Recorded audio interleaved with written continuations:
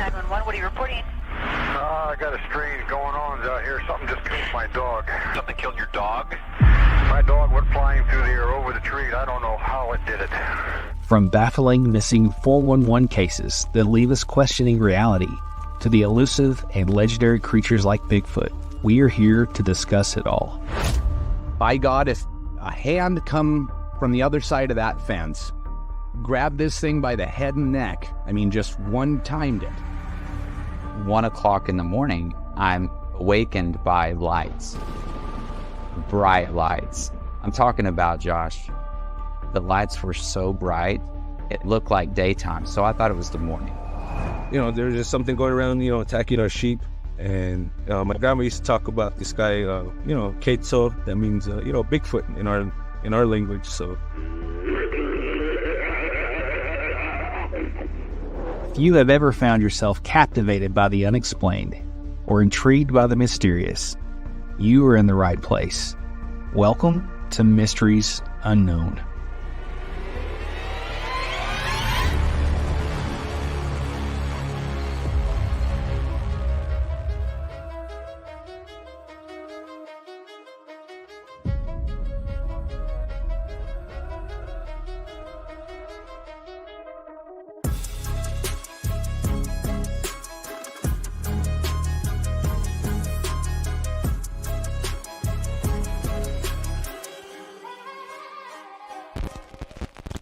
Welcome, everybody, to another episode of Mysteries Unknown. What's up, Daniel? How's it going, man? Hey, let me know if you guys can hear me. I think Daniel's having a little bit of issues. It's either him or me on my end. Let me know in the chat if you guys can hear me okay. I want to make sure I'm sounding all right. I have a little bit of technical difficulties tonight, so let me know. We got a good show planned for you guys. All kinds of stuff we're going to be talking about. And we're going to be talking about the land between the lakes. We got a lot of more stuff that we're going to dig into. The legend of Boggy Creek, all kinds of good stuff. Hey, you back? I'm back, brother. All right, dude. For whatever reason, man, when we play any other thing outside of this, it seems like you can't hear me, but they can hear. So it's got to be, I don't know why it does that, man. So technology is good when it works. Awesome, but, man. Look, we got Jeremiah in the chat already. We got Paul back in. We got Muscle Jesus. Hey, it's Dino Lewis's happy birthday to you. Happy birthday to you. Happy birthday, Dino Lewis. Happy birthday to you. You guys are learning something new about him every time we do these lives. He can talk in a Southern drawl. He can sing you happy birthday. What else do you want from a co-host? Heck yeah, Daniel Lewis. He says he's drunk. Hell yeah. Oh, man. Well, I'm just hoping that looks like we're going to have a good show. Everybody's in the comments, so we're glad that you guys are here. Excited to have y'all here. We got a lot of stuff to talk about. We have really done a lot of research for this show, and we did a show a few shows back about the LBL. And when you mention the LBL in this world, it just pops off. Everybody knows what that is. Talk about Dogman. We're going to be talking about Martin's encounters, all kinds of good stuff. But hey, looks we got some members in the chat. We got Flower Child. She's back from Tulsa. California Dave is here. Rod's Fishing Adventures. What's up, man? Glad you're here. Thanks for letting me know you can hear us. Sean Rush is back. Sean's good to hear from you, man. I've just really glad that everybody's here. Excited for y'all to be here. So, how's your week been so far, man? Man, it has been. I'm going to tell you right now, man. I've been busier than a one-legged man in a butt-kicking contest. I'm telling you. Well, that's good, man. It's better than being bored. I'm going to ask. I got my coffee ready to go. Check out my mug, guys. My wife got me this because I tell dad jokes all the time. You can see that. What are you drinking tonight, man? You got your Mountain Dew? You got the Mountain Dew. Well, I also got sweet tea. So, guys, we should be good to go. Uh-oh. Yeah, I got lots of stuff to drink, so we should be what good. Dino started. And we have Deacon Joe too. That's awesome. Dino, thanks for that. I appreciate that very much. I will definitely put that to good use, get some coffee with that. So thank you guys for all the support. I'm just tickled to death. You guys are loving these lives. We're having fun with this, and we're just having a good time and bringing you some of these stories.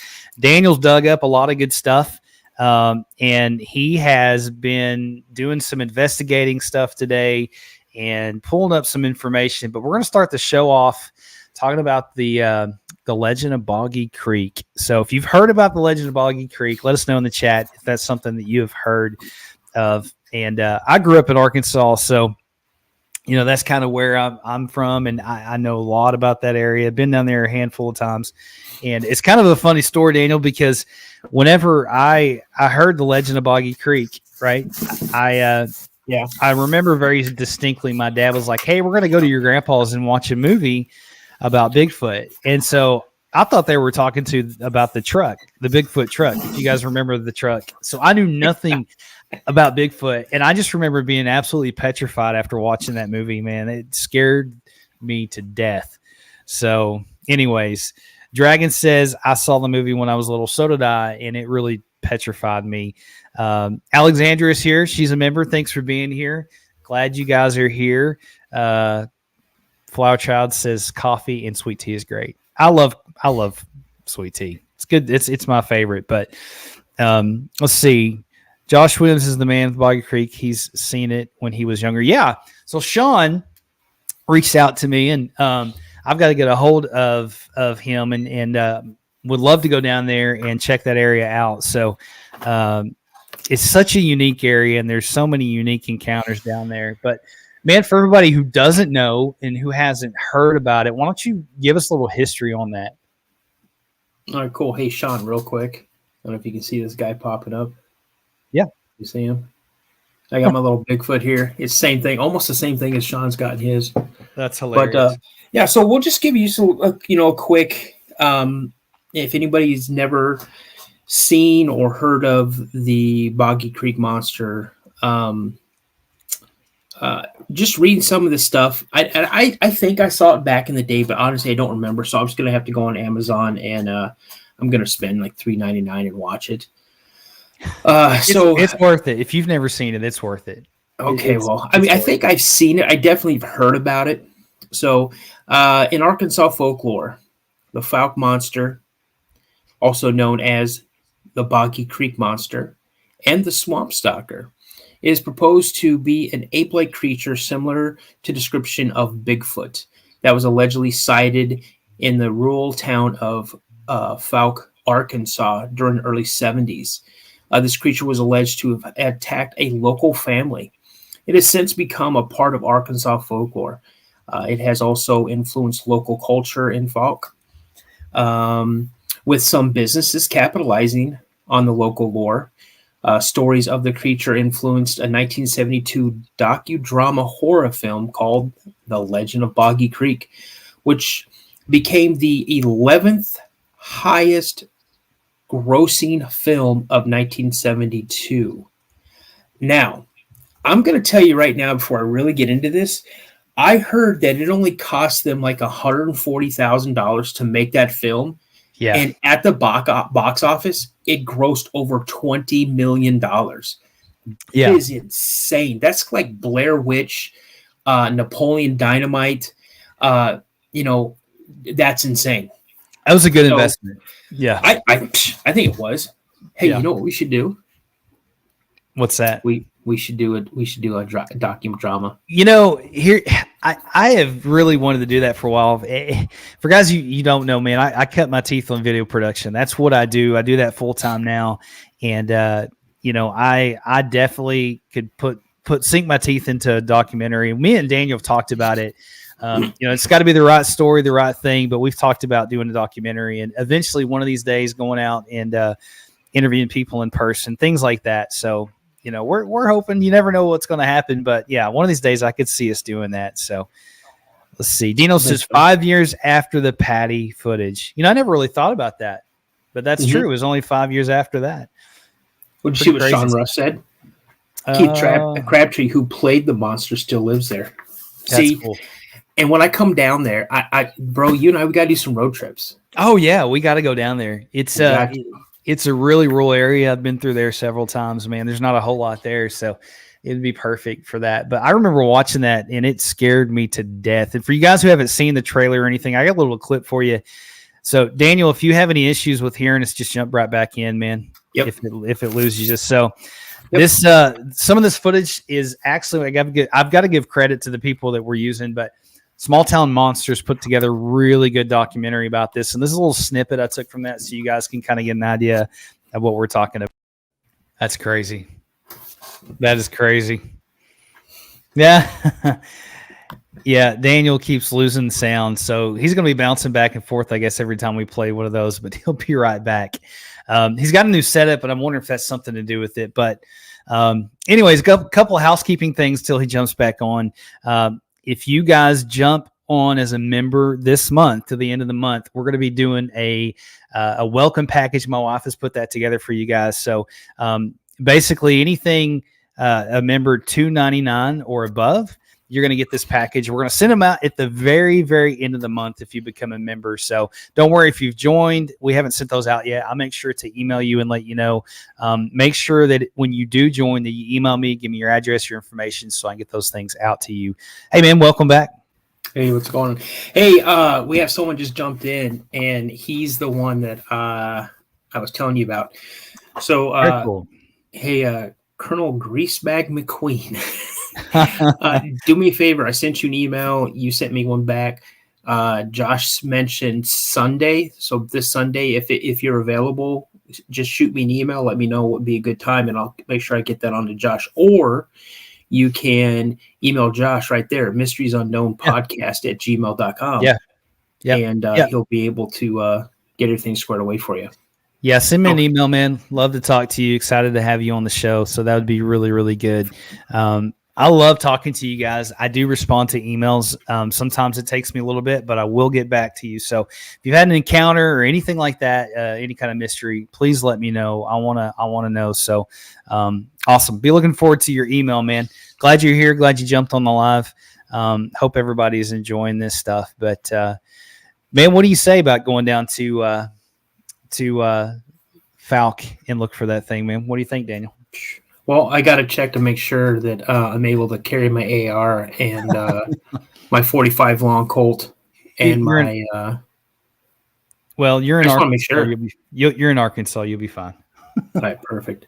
But hey, just want to let you guys know, I got a new setup going on here, and it's not the greatest in the world. My daughter got me a podcast kit for Father's Day, which is awesome. And I'm having little issues with some of the stuff, so I think it's on my end why I can't hear after we play a clip of some kind. So please bear with us. This is not going to be the norm. Anybody who's new that's coming in on the first time, definitely this is not the norm. If I've got to go back to the old way I was on, wearing a pair of headphones with a mic on it, then that's what I'll do. But I really want to get into this, and I sound. I want to give you guys quality product just like Josh does.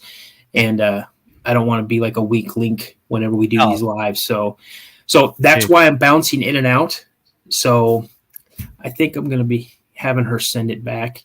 And I'll probably just go to Best Buy and get like a USB plug mic, and then my headphones are rocks.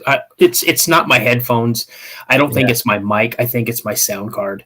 Yeah, so. I think so, man. I think so. Anytime you do anything and you make any changes, guys, there's just always going to be issues. But listen, it's all about the stories, guys. That's what it's about anyway. So you do a good job, Daniel. You're always good. Your stuff sounds good. So you're good, man. People love having you on here. So somebody brought up a good question. I think Daniel actually has some information about that. But Dino says, what's your thoughts also on Mount St. Helens volcano eruption? Apparently, Bigfoot bodies were carried away by the U.S. government. Any insights on your end? You're in luck because he's actually been researching that. I have, because what was it, Wednesday you asked me? Hey, Dan, do you want to do a live on Thursday? Sure. What should we talk about? I don't know. How about you? I'm not sure. And then I say, how about Mount St. Helens? And the funny thing is, Dino, who are you in your profile picture? Are you the female or are you the male? Which one are you, the guy or the gal? And also, I'm from Tacoma, Washington. I'll give you guys just a real super quick. May 18th, 1980, 7 a.m. in the morning, 8 a.m., almost close to 8 a.m. or whatever, I get shook out of my bed. Like I literally fall on the floor. We hear this loud explosion. I fall to the floor. I get up. I run upstairs. I ask my dad, my dad comes downstairs. My aunt, my uncle come downstairs. What's going on?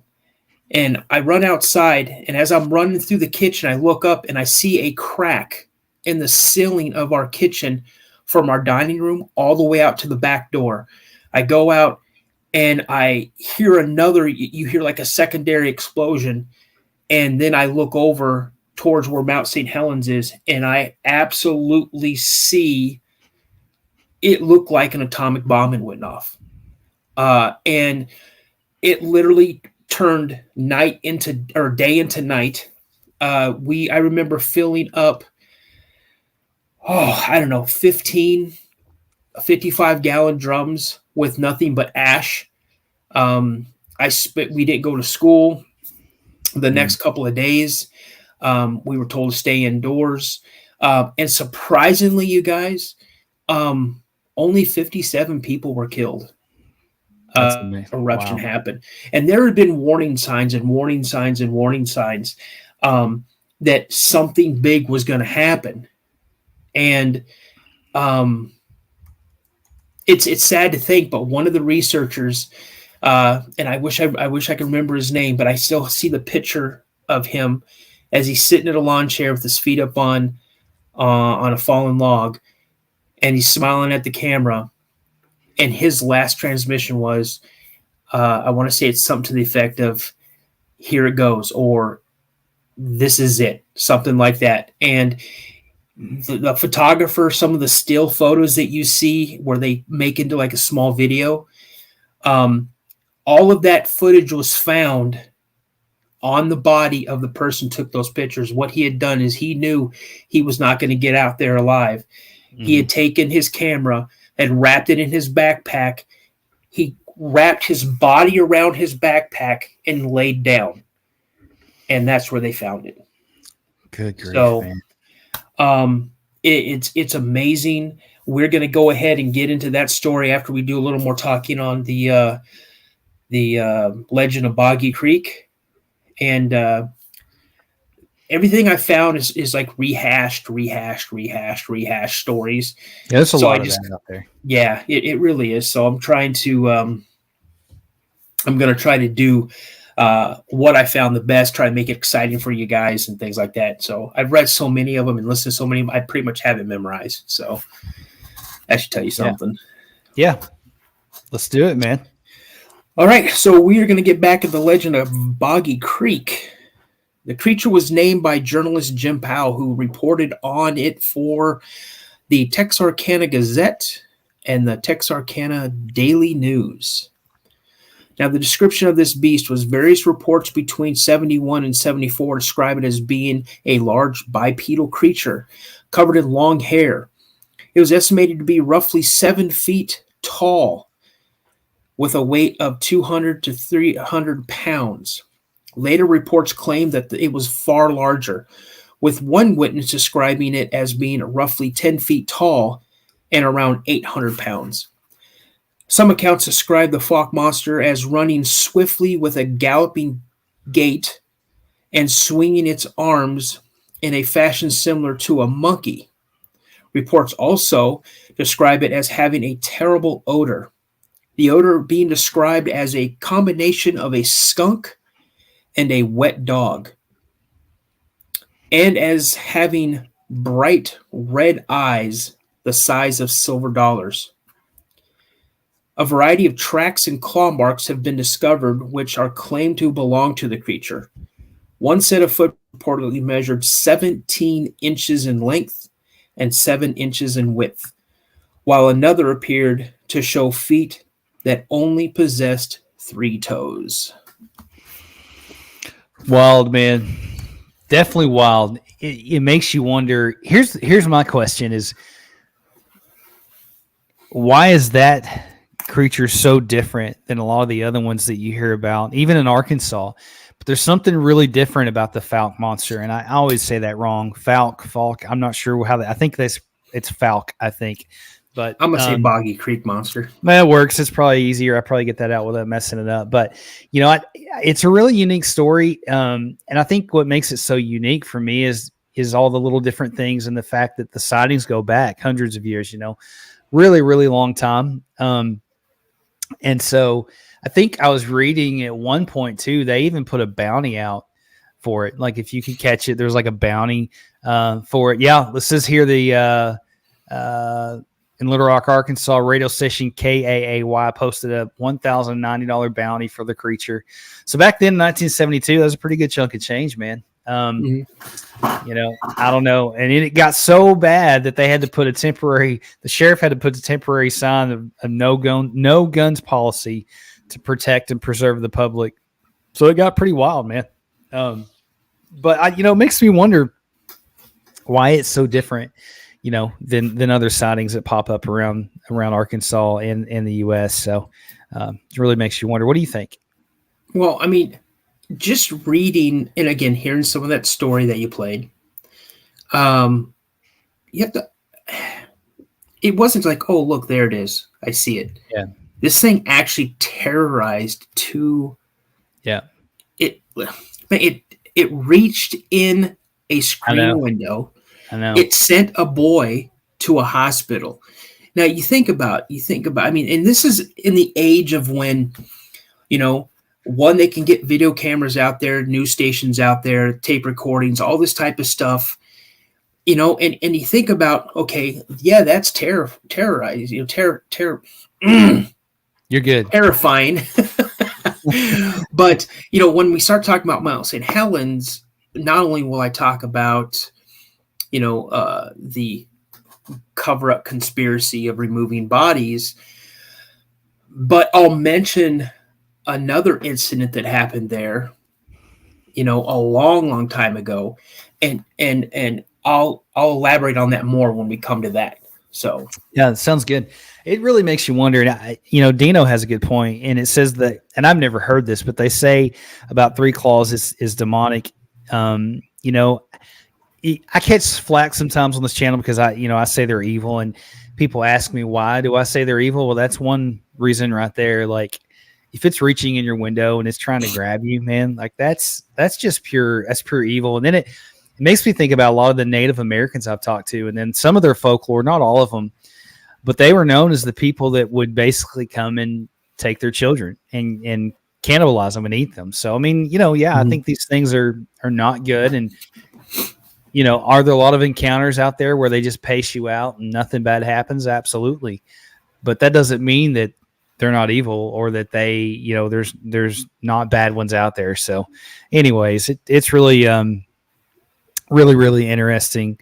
So let's see. Richard says 3rd generation Alaskan. All you have to do is listen to the Native Americans. He was right.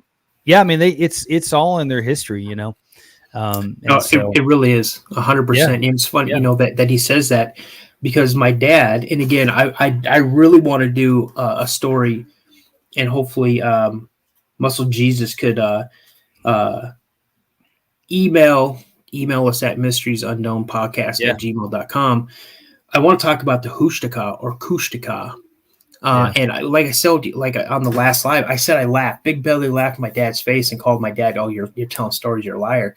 And he goes, he grew up in Alaska before Alaska was a state.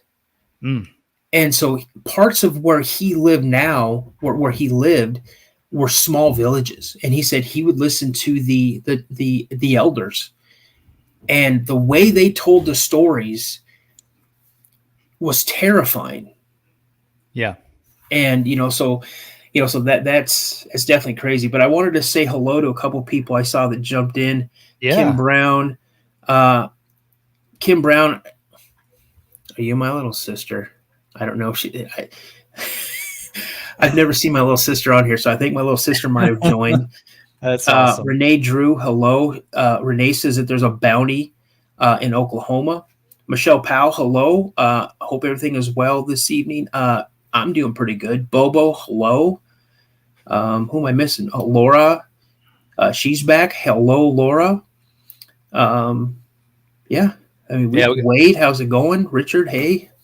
A lot of new people. Guys, thanks for being here. We really, really do appreciate y'all coming on the show and chatting with us. We love to talk to you guys, so please hit us up in the chat. You know, we're all about the community, and we're doing this for you guys. So we're glad you guys are enjoying it. We're just having fun, drinking some coffee, talking about Bigfoot, talking about cryptids.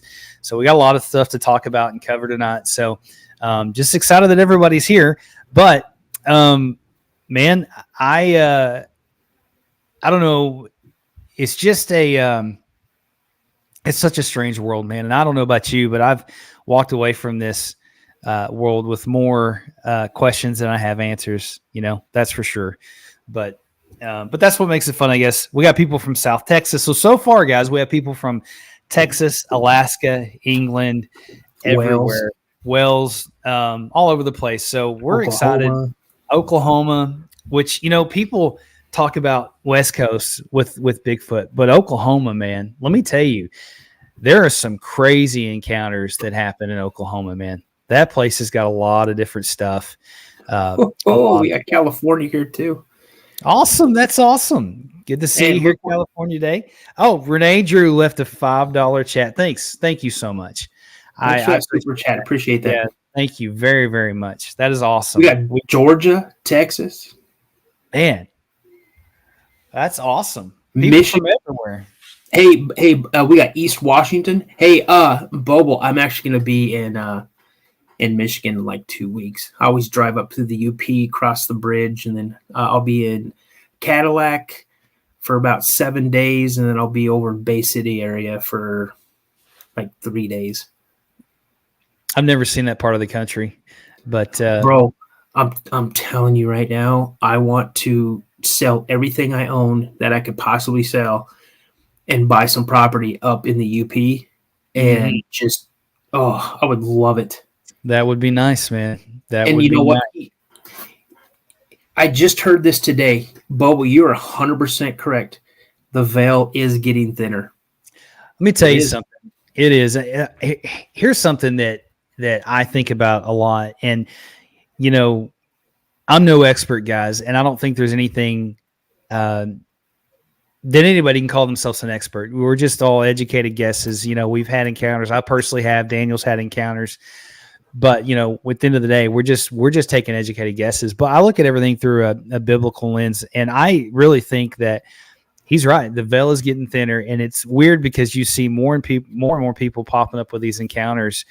And it makes you wonder what in the world's going on. I get emails every day from people that have had these encounters. And so it really makes you wonder. I don't know. It's a weird, strange world. But, hey, we got a former Marine, former cop. Absolutely love you guys. God bless. Chris, thank you so much, man. From one police officer to another, thank you. Thank you for your service. We love the military guys here. We love law enforcement. Of course, Daniel's a Semper Fi, brother. Semper Fi. There you go, man. Daniel was in the Air Force. So thanks for everybody's service. We really do appreciate it. We wouldn't be here without that. So, man, we have got a lot of people in the comments. It's hard to keep up. So if we miss you guys. We got so many new people in here. You guys are, thank you so much. Yeah. I mean, holy smokes. Josh, you see, our chat is blowing up. Yeah, I can't keep up with it. That's awesome. Well, that's what makes us fun. That's why we do these lives, because we like to talk to you guys. And, you know, because sometimes it's nice to listen to these encounters, but it's also nice to you know, get to know the community. And that's one of the comments we get a lot of times is we're building a really tight-knit type community. And that's great, because that's what we want to do. But do you have anything else on the legend of Boggy Creek? I do, if you want some history on it. Yeah, man, let's do it. Let's get into the history of it.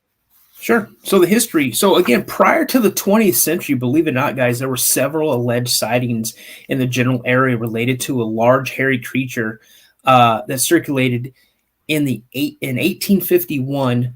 A report was ran by the Memphis Inquirer, and then in 1856, a report was ran in the Caddo Gazette. So 1800s, mid 1800s. That's crazy. Pre-Civil War. That's crazy. Local residents claim that the creature had roamed the area since 1964, but those sightings had not been reported. Local folklore also holds that the creature can be further traced back to sightings in 1946. Most early sightings were allegedly in the region of Jonesville, as the creature was known as the Jonesville Monster during that period. In 1955, the creature was allegedly spotted by a 14-year-old boy who described it as having reddish-brown hair, sniffing the air and not reacting when it was fired upon with birdshot. Okay. Wow. That's like bringing a knife to a gunfight. Yeah. Yeah, that's not birdshot. Come on now. Well, you're not going to do any good with that. You know what the most recent sighting is, though? Of what, the monster Boggy Creek? Yeah, there's three. There's three. So in 2023, a hunter observed a dark ape-like creature from a deer stand for approximately 15 minutes. So the creature appeared to be looking at the hunter as it hid behind a tree. And then in 2024, a prominent researcher observed a tall, dark, upright figure walking through the woods near a swampy lake at a distance of 30 yards. The subject was not human, was visible for several seconds as it walked through the open spot in thick trees. The researcher and two other individuals pursued it, but it slipped into the woods and was not seen again. And there's one more. It says in 2024, 4 hours after the researcher saw the figure in the woods, the previous entry, another person saw a shadowy bipedal figure run across a area not far from the location where the previous sighting took place. So apparently it's still active. Apparently there's still stuff going on. And I know Sean knows all about that. And I don't know, Sean, if you're still here, but he kind of has the end with that. And I'm doing some research talking to him, trying to get some stuff set up. So if you guys like that, we got some more information coming, but it sounds like it's still active, man. A pretty active area. That's awesome. Yeah. Well, as usual, whenever, anybody with authority comes in and, they want to investigate what happens, can you describe what do you think they misidentified the creature as? Yeah, I don't know. A black bear.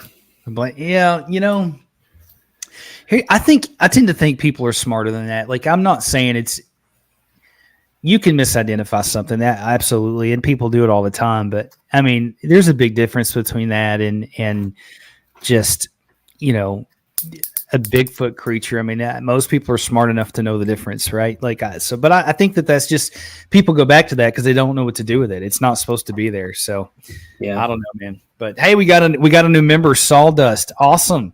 Thank you so much. Welcome aboard, guys. Just so you know, if you become a member for the whole month, this month, you'll get and you got to be $2.99 or above, but you're going to get a package in the mail from us, just to say thank you guys for being part of the tribe, being part of the members, and just we're excited to have you guys here. Can you hear that? Yep, I can hear that. I'm trying to shut it off. I don't know why it just started going. Oh no, man! Is that your new setup? Okay, there we go.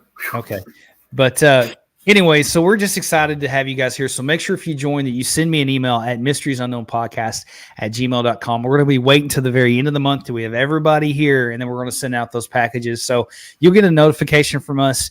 Make sure to let us know your address and information so we can get that out to you guys. So there was a question in here. Have you guys heard of LaFleur, Oklahoma Bigfoot massacre? Or okay, I have not. Have you, Daniel? I haven't. I was going to say, anybody who has any stories or information or things that they would like us to talk about, please, by all means, send us an email at mysteriesunknownpodcast@gmail.com. And Josh sees them. He sends them to me, and I jump on them. So, yeah. He's kind of the designated. He's not kind of. He is the designated researcher. So Daniel's good at that. He gets in there, finds out all the information. Because one thing we want to do is we're trying to, we're not trying to prove or disprove anything. All we're doing is giving you guys the information, letting you make up your mind, And but we want to make sure what we're giving you that there's some facts behind it. And we're not just throwing out stuff. So that's important to us. So let's see. Now this is a great name. This is awesome. One of the best I've seen so far. Pork chops and applesauce. I love it. Your name is awesome. That is so great. It says drones not allowed. It says drones not allowed in national parks. Weird, but in areas you can absolutely might see something. There's this theory that I've heard in. I don't know. I would love to know what you guys think and love to know what you think, Daniel. But people say that they created the national parks just to hide these things. And that's why they did it, because you can't have motorized vehicles. You can there's so many restrictions that you cannot do inside of those parks that it makes you wonder if that's not part of the reason why they did that. I don't know. It's a good theory, something to think about. Well, I mean, Teddy Roosevelt's the one that created the national park system.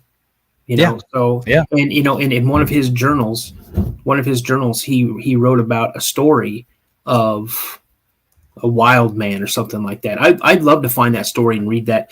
Now, or am I saying that he created it for that? No, I think Teddy Roosevelt was 100% an outdoorsman. I'll tell you now, he was probably the manliest president we ever had. I mean, that dude had big D energy, and he let everybody know it. He was the man, dude. He was, and I think he was just an outdoorsman who loved the outdoors, loved nature. Now, all of these other, because I think when he started it, didn't he create, I want to say 5 original national parks? I think it was 4 or 5. Yeah, 4 or 5. Yeah, he loved the outdoors. I'm trying to find that article, and if anybody knows where to find that article, if you can drop a link in this chat, that would be great. I know we would like to read that, but yeah, man, he had a pretty real incident, from what they say, but it was pretty. If I remember right, it was pretty terrifying. But I think I've read over it years ago before I got into into this stuff, but. Yeah, he was a really good president, and just, loved the outdoors. So, I tend to believe him. I believed the story when I read it. But hey, Louis, I think that was actually Peter that did the pork chops and applesauce. Oh my God, that's who did it on Brady Bunch. We don't need a soundboard. We have you. You do. Let them hear your Southern slang. Guys, what? I'll read this 1970s account. How about that? Do it, man. Do it. Okay, y'all ready for this? The Falk monster first made local headlines in 1971 when it was reported to have attacked the home of Bobby and Elizabeth Ford on May 2nd, 1971. According to Elizabeth Ford, the creature, which was initially thought to be a bear, reached through a screen window at night while she was sleeping on the couch. It was chased away by her husband and his brother Don. During the alleged encounter, the Fords fired several gunshots at the creature and believed that they had hit it, though no traces of blood were ever found. An extensive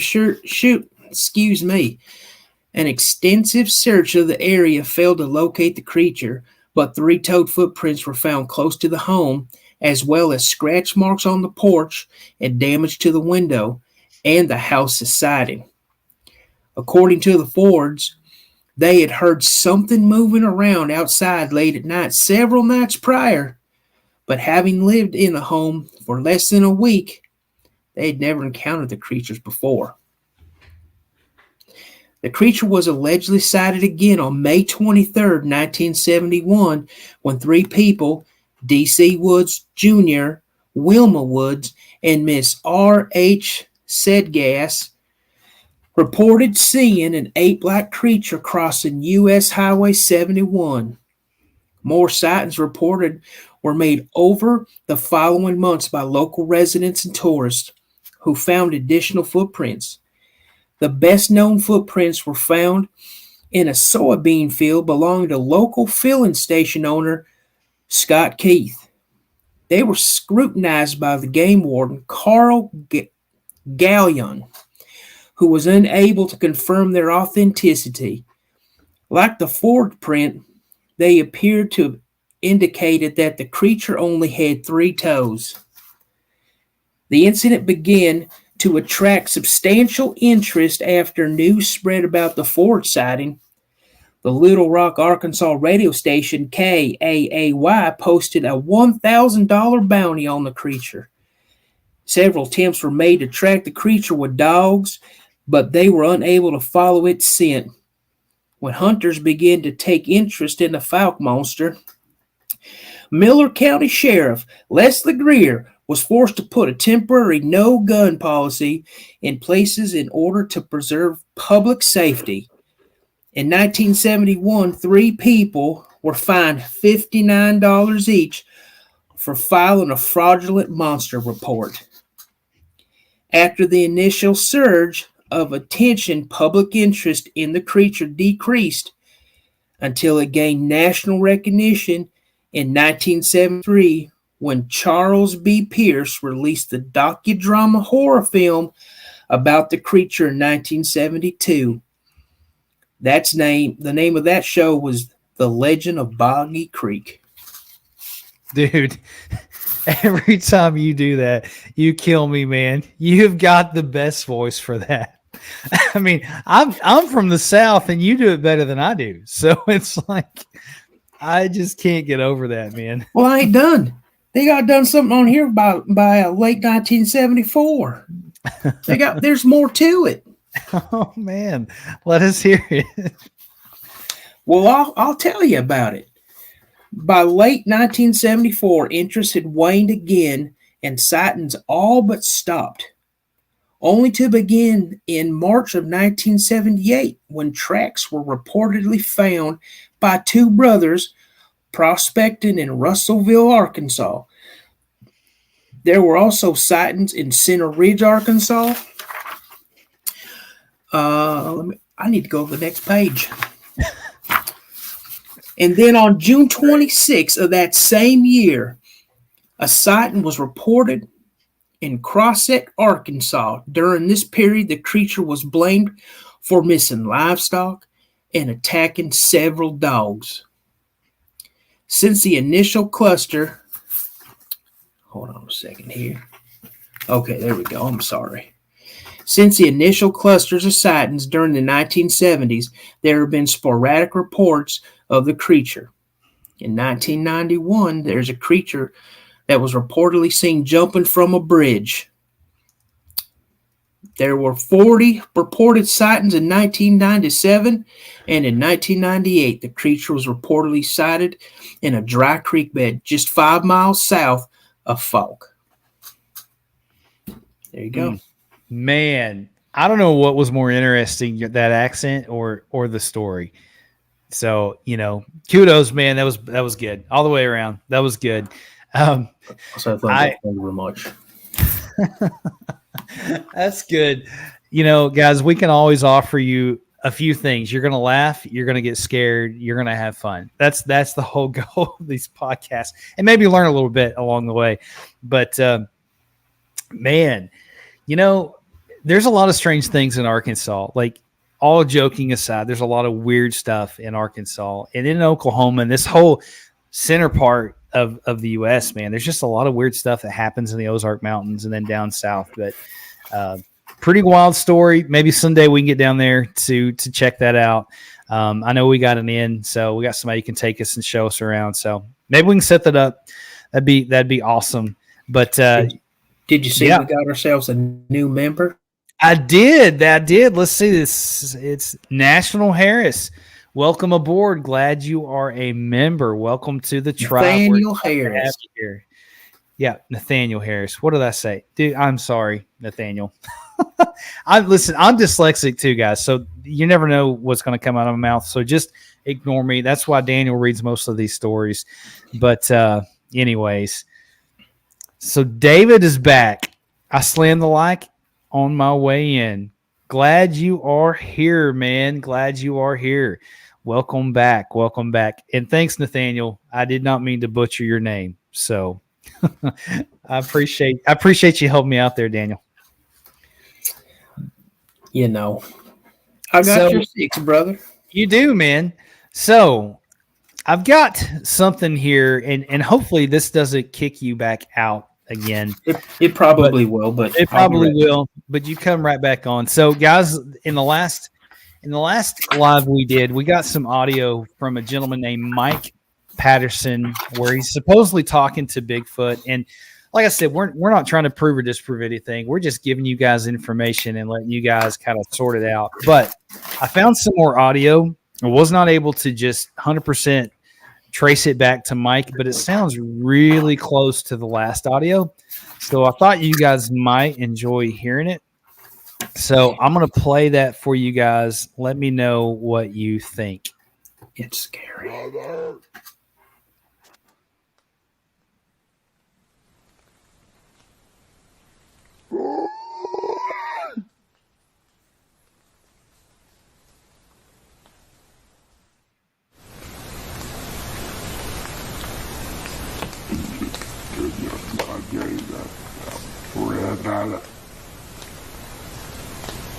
What?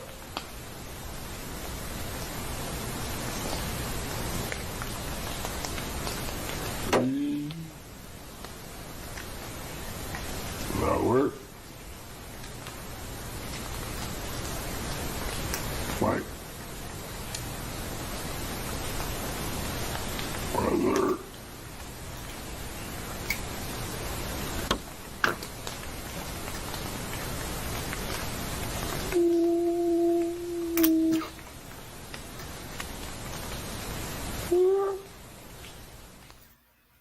Yeah, that's wild. Brother? That's wild, bro. That is, here's the thing, and this is cool. Okay, you guys, I love this community. I really do. I not only here for Mysteries Unknown, but this whole cryptid community, because Renee Drew just goes, Mike Patterson from, was it Hombia or Honbia? If that is where you pulled that, if you guys know, I mean, holy smokes. See, this is why I love this, I love this community, because if we're not sure of where where this maybe originated from, I'm willing to put here comes a country. I'm willing to put $1 to a dime. Someone in the chat knows who made this stuff come up. You know what I'm saying? Yeah. Well, it's crazy. Like, I don't know. The OG says, okay, if that is real, it ain't no animal. And you know what? That's why I say these things are more than flesh and blood. If that is what this is, like, let's just say that's what this is. That is definitely not just an animal, man. That is wild. So, do with that what you want. That really is really intimidating and scary to me. I cannot even imagine being in the middle of the dark, deep woods and hearing that. I mean, it's wild. Louis says it sounds like the Sierra sounds. Can you imagine how those guys felt? I don't know if you've seen the video where the tree is and how their camp was set up and how they would sit there and hear those sounds and how far out they were. And I can imagine that would just be wild. Like with my encounter, there was no audio. I didn't hear anything. Like there was no sounds. But man, that'd be pretty scary, man. That would be pretty scary. Out of that clip, I think the part that kind of gave me that little twinge, that little, kind of like, oh, okay, this may be getting a little close, is the ooh. For some reason, that's right. The one there. To me, it's like, ooh, I'm good. I'm coming to get you. I don't. What do you do with that? Like, and if that is Mike, if that's him standing there talking to these things, like in the last one, he said, like, he's a braver person than I am, because I'd be gone. I'd be out. Yeah, no way. Sawdust says I'm right there with you on the dyslexic scale. Yeah. Oh, it's fun. Hey, we got another new member, Chris. It's our Marine. Awesome. Well, thanks for your service. Thanks for being here, man. That is so awesome. When I said Semper Fi, Chris, I didn't mean any disrespect, because I know I'm not a Marine. I'm Air Force Security Police. But my grandfather was in the Marines from World War II all the way through Vietnam. He joined when he was 16. He had to lie about his age. So I have a deep love for Marines, and absolutely, I just love our military all in general. So yeah, I'm the same. You know, I never joined the military. I went into law enforcement instead. But man, so much respect for you guys. Just our country would not be here. I mean, we just wouldn't have the freedom we do without the military. So, you know, shout out to everybody that's in the military. So grateful for the freedoms that we have. You know, Shiro77 looks like they just subscribed. Oh, that is so awesome, guys! You guys are amazing. We appreciate all the support. I'm just blown away by the support in this community. Every time we ask this question, Daniel, everybody wants to hear it. Do you think we ought to bring up the Dogman, the scariest Dogman clip you're ever going to hear before we segue into the other portion of the show? Guys, if you want to hear, and you might have heard it before, if you've been here, we've played it. I think we've played it 3 times. Oh, yeah. But if you want to hear something that will absolutely keep you up at night, it is the scariest Dogman encounter that I have absolutely ever heard. One of the scariest, if not the scariest. But if you guys want to hear that, let me know. Drop a 1 in the comments if you want to hear it, and let us know. So it's about 5 minutes long. It's worth the time. But you know, Wade is like, yes, play it. Everybody loves that. Like, we got 1, but if we get enough 1s, Daniel, now you don't count, man. You can't do that. California Dave. As you're the co-host, you've lost your voting privilege, man. You don't count as the audience anymore, man. What is this? Is this the same? Come on, man. The HOA that I belong to, unfortunately, because my name is not on the title to our house because I moved in after my wife bought it. Yeah, they will not allow me have voting rights. That's so stupid. HOA, and I have no say at any meetings, even though I pay the mortgage. That's dumb, man. Yeah. So I hate that stuff, man. I hate that stuff. We're getting a lot of 1s. So if we get 1 more, I'll play. Well, there's 1 more. Okay. But I have to say, Dave, hey, welcome to the channel, Dave. You're right. God reigns through Jesus Christ. I believe that 100%. Absolutely. We believe that on this channel. That's why I always say stay prayed up. Muscle Jesus keeps hitting 1. He really wants to hear this story. All right, guys, we'll play it, and then we'll get into, after this, unless you have anything else on that. If not, we'll move on to the next part of the story, man. No, I'm all done with the okay. With the all right. Boggy Creek. I mean, other stuff is just like people throwing up speculation and trying to debunk it. And so, you know, I really hate that type of thing because, you know, here's the thing. You've got people coming in who's never experienced it, was never in that area at the times that it happened. And you're looking at these people who are, in my opinion, country folk. You know, they're out there every single day working their fields, working their jobs. They're hardworking people. Yeah. And something happens to them. And then you got some knucklehead coming from a bigger city and, you know, because I'm educated, I'm a reporter or I'm an investigator. What you're saying is false because this is what it truly could be. You know what? Get that noise out of here. I don't have time for you. That's why I'm telling you, man, if something ever happens, I'm either going up to the extreme north, I'm going to Texas, or I'm going down south because you know what? Common sense reigns supreme in those areas. It does, man. Us country folk, we don't play games. No, we don't. Nope, we don't. Not at all. So when you play this, if it boots me out, if I can't hear you, then again, if you see me disappear, I'll be right back. He'll be back. He'll be back. So just to preface, guys, this is one of the scariest stories you'll ever hear. Dogman encounter. Listen to the monotone in this guy's voice, the way his voice changes. You can tell he's telling the truth. He is scared for his life. So we'll just jump right into it. You might want to leave your light on after this. You know, you're going to turn the light. Daniel always turns his lights off. I'm like, leave mine on, turn them on. But here we go. And, you know, this thing keeps drawing closer and closer to me. And I just can't make out what this thing is. It don't look like anything that I've ever seen. It gets close to the barbed wire fence on the right-hand side. And I think, well, maybe it's going to slow down or maybe it'll veer off where it won't run into that barbed wire and it'll turn aside out of my way. But it didn't do that. Instead of doing that, this thing sped up.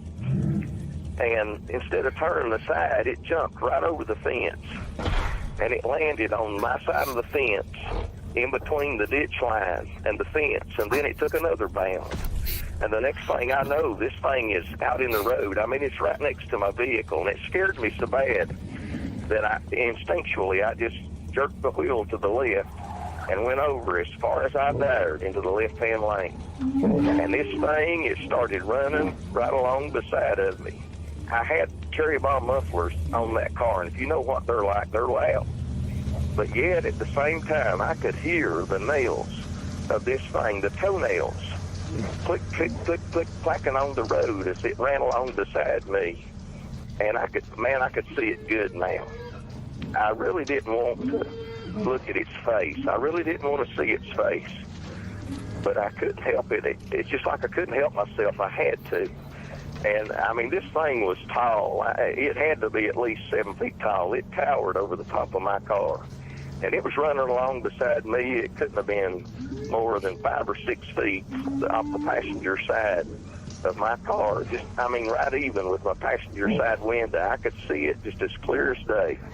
And I know that if it wanted to, this thing could have reached right in my car window and right over to the driver's side from the passenger side, and this thing could have grabbed me and it could have drugged me right out of the car. If it wanted to, it could have just ripped my head off, or it could have leaned in my car window and it could have bit my head off. I don't know. I know it could have, and I wanted to get out of there, but I didn't dare because I was in this steep curve, and I knew that if I hit the gas, this car probably wasn't going to be able to handle the curve, and it was going to run off in the ditch, and I was going to wreck, and I was going to be there alone with this thing, and I was going to be at its mercy. And for a little while, it just ran along beside me and just didn't pay me any attention. But that didn't last. Just slowly, seemed like it took forever, but just slowly, it started to turn its head, and it looked at me. Couldn't help it. I looked full in its eyes. I wish that I hadn't. I wish I'd never seen it.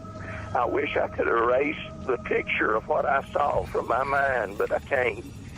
This thing had great big black eyes. All I could see was black, and then they just looked as black to me as a bottomless pit. They just seemed soulless to me, and I just had a sense of evil that came over me. And this thing, when it looked at me, it was like that it could look through me and look to my very soul. And like I said, I just felt like I had been touched by evil. I don't know how else to explain it. And there was such a fear. And I wanted to scream or to holler out or do something. But it just seemed like my mouth just dried up like cotton, and there wasn't a sound that would come out. And I wanted to get out of there. I wanted to get away from this thing, but I couldn't because I was afraid I was going to wreck. And then it came closer, and it leaned down. It leaned in, and mind you, this thing is running beside my car the whole time. And it stuck its head in my window, and it grabbed hold of my door with its right hand. And that, I don't know how to describe it as other than that. It was a hand. This thing had huge hands, and it had long black nails, maybe about 3 inches long, 2 or 3 inches long, long black thick nails. And this thing put its right hand on my door, and I could hear it. It put its left hand on my doorknob, and it was jerking at my door, and it was jiggling my door handle. But this thing was leaning in my window, and it was looking right at me. And it seemed like that it curled its lips back, and I know it snarled at me, but I don't really remember hearing it. All I could hear was the sound of my engine and the sound of its toenails as it ran along beside my vehicle, going clack, clack, clack, clack, clack on the pavement. And it breathed on me.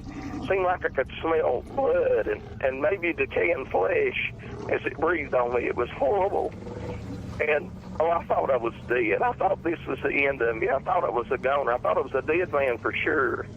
At just about that time, the curve ended, and I came into a straightaway. And I just hit the gas and pushed it to the floor. And I took out of there. I took my eyes off of it, and I looked ahead.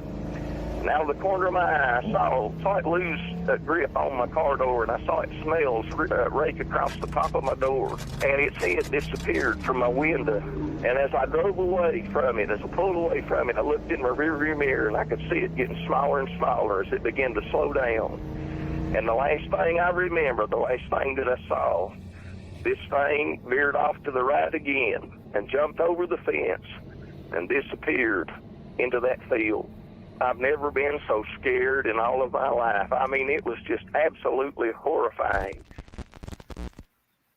Bro, every time I hear that, it still gives me chills. Every time, man. Every single time. Man, you know what? I'm gonna keep my light off a little bit. No, I'm gonna turn it back on. Turn it on, man. Turn it on. It's wild, man. Guys, like, listen to, like, when I was in law enforcement, you know, I did a lot of investigations and I interviewed a lot of people. And you know, you listen for cues with people's voices and the way they talk and the inflection in their voice. And that guy, man, he was telling the truth. He was 100% terrified. I don't know how you can fake that. And, I don't know, man, that would be a long night. I don't know that I could ever drive again after that, man. I really don't. Like, I don't know how do you recoup from that. And that's, you know, that goes back to the heart of why I started this whole channel is I had an encounter.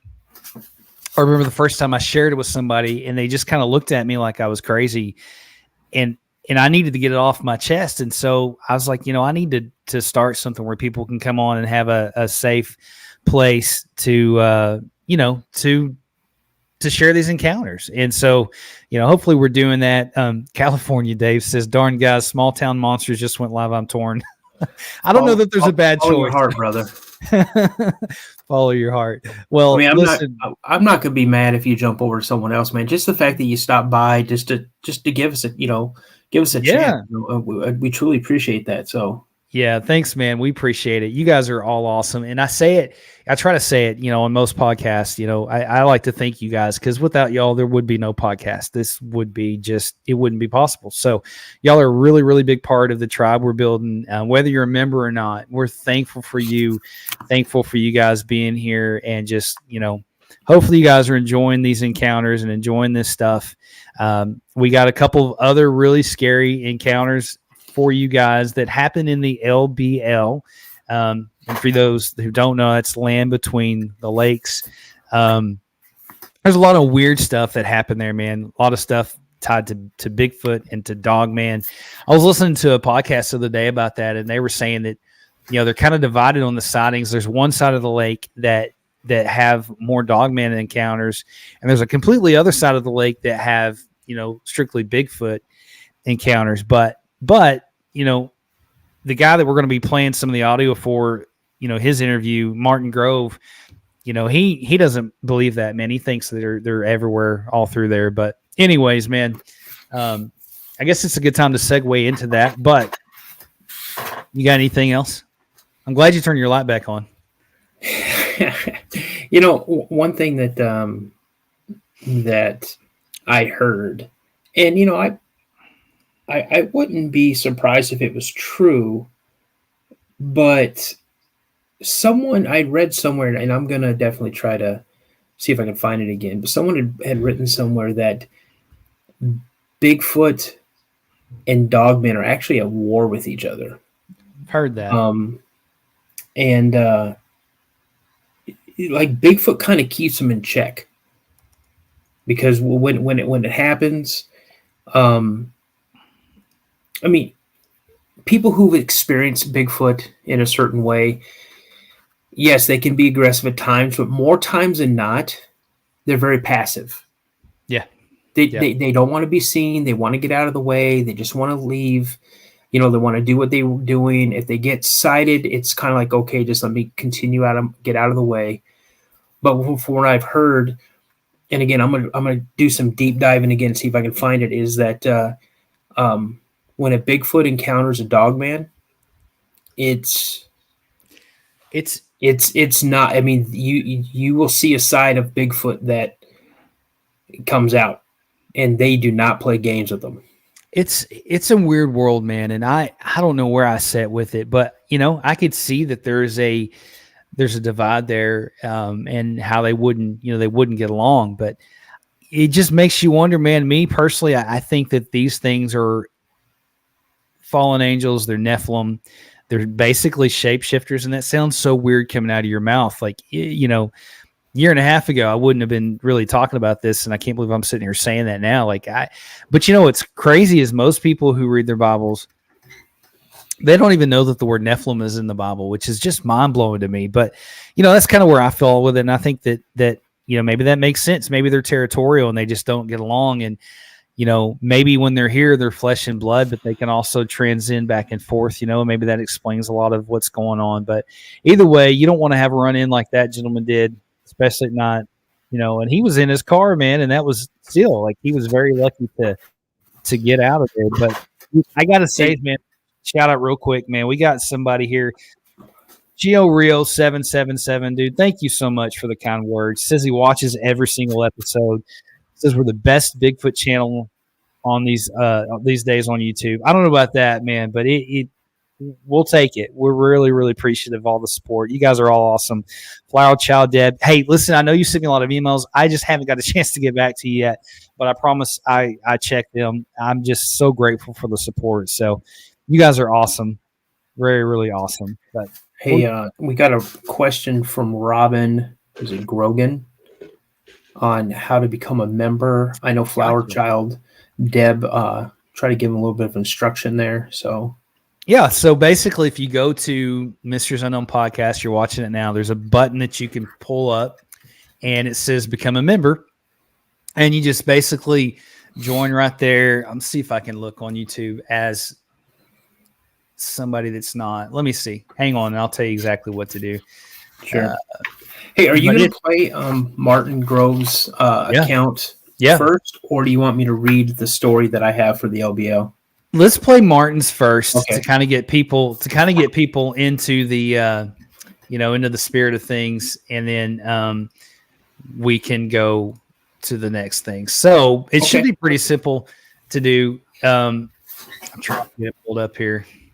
Basically, there's a members button. You click on that members button, and you have to have an account, but you can join that way. And so I've got several different tiers, different ways you can join, and it's basically, man, we got perks and different things that we got coming down the line, just becoming a member.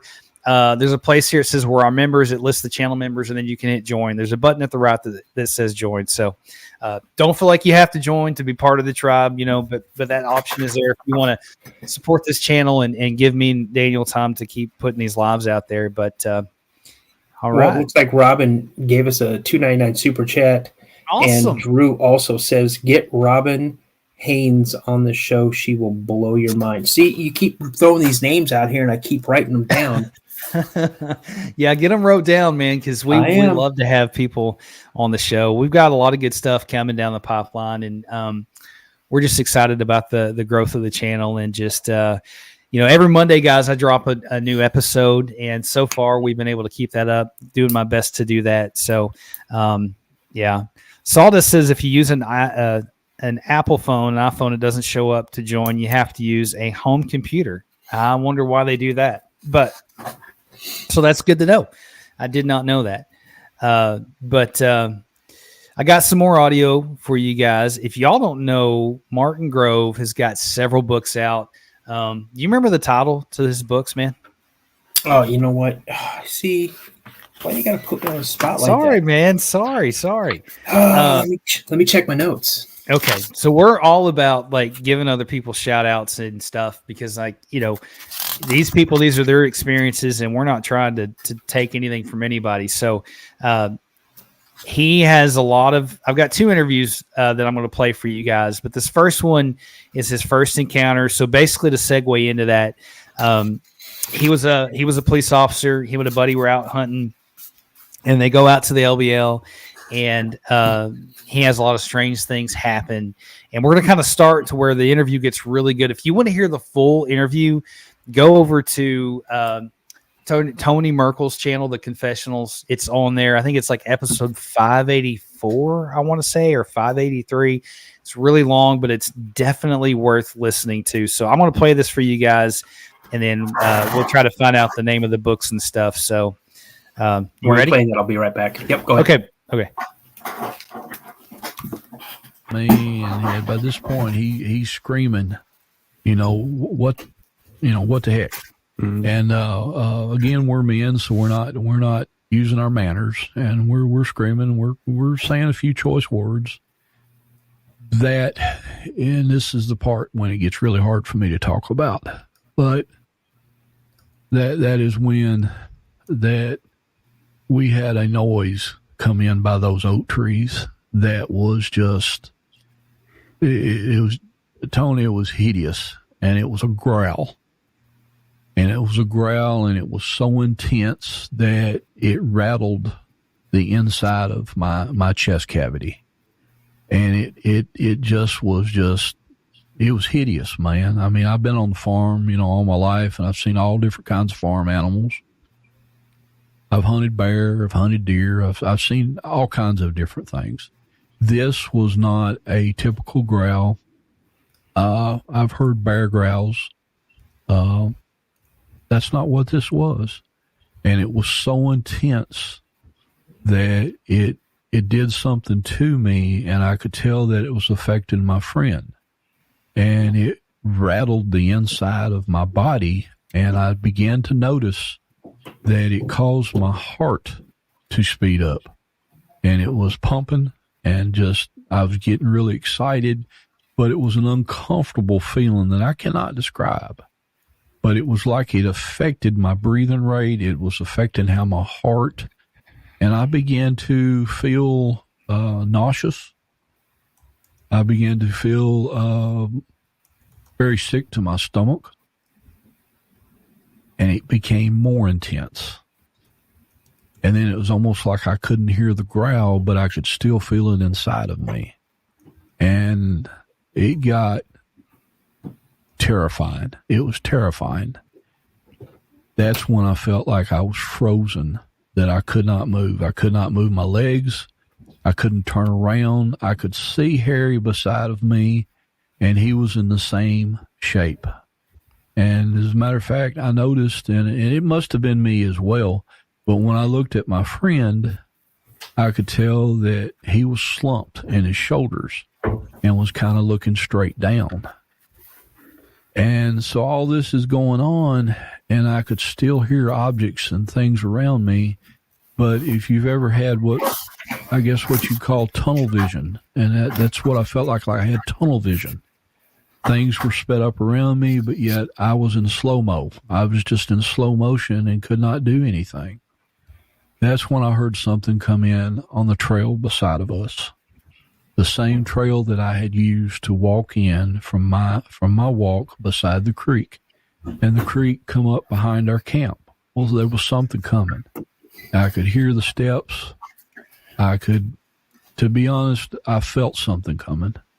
It was a feeling that I cannot describe, and it felt like, hey, something is coming.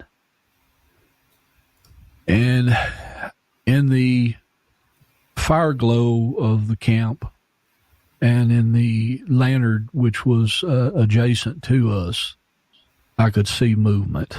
And I felt something, and I kept looking, and I'm looking, and I'm catching something walking in, and it is bipedal.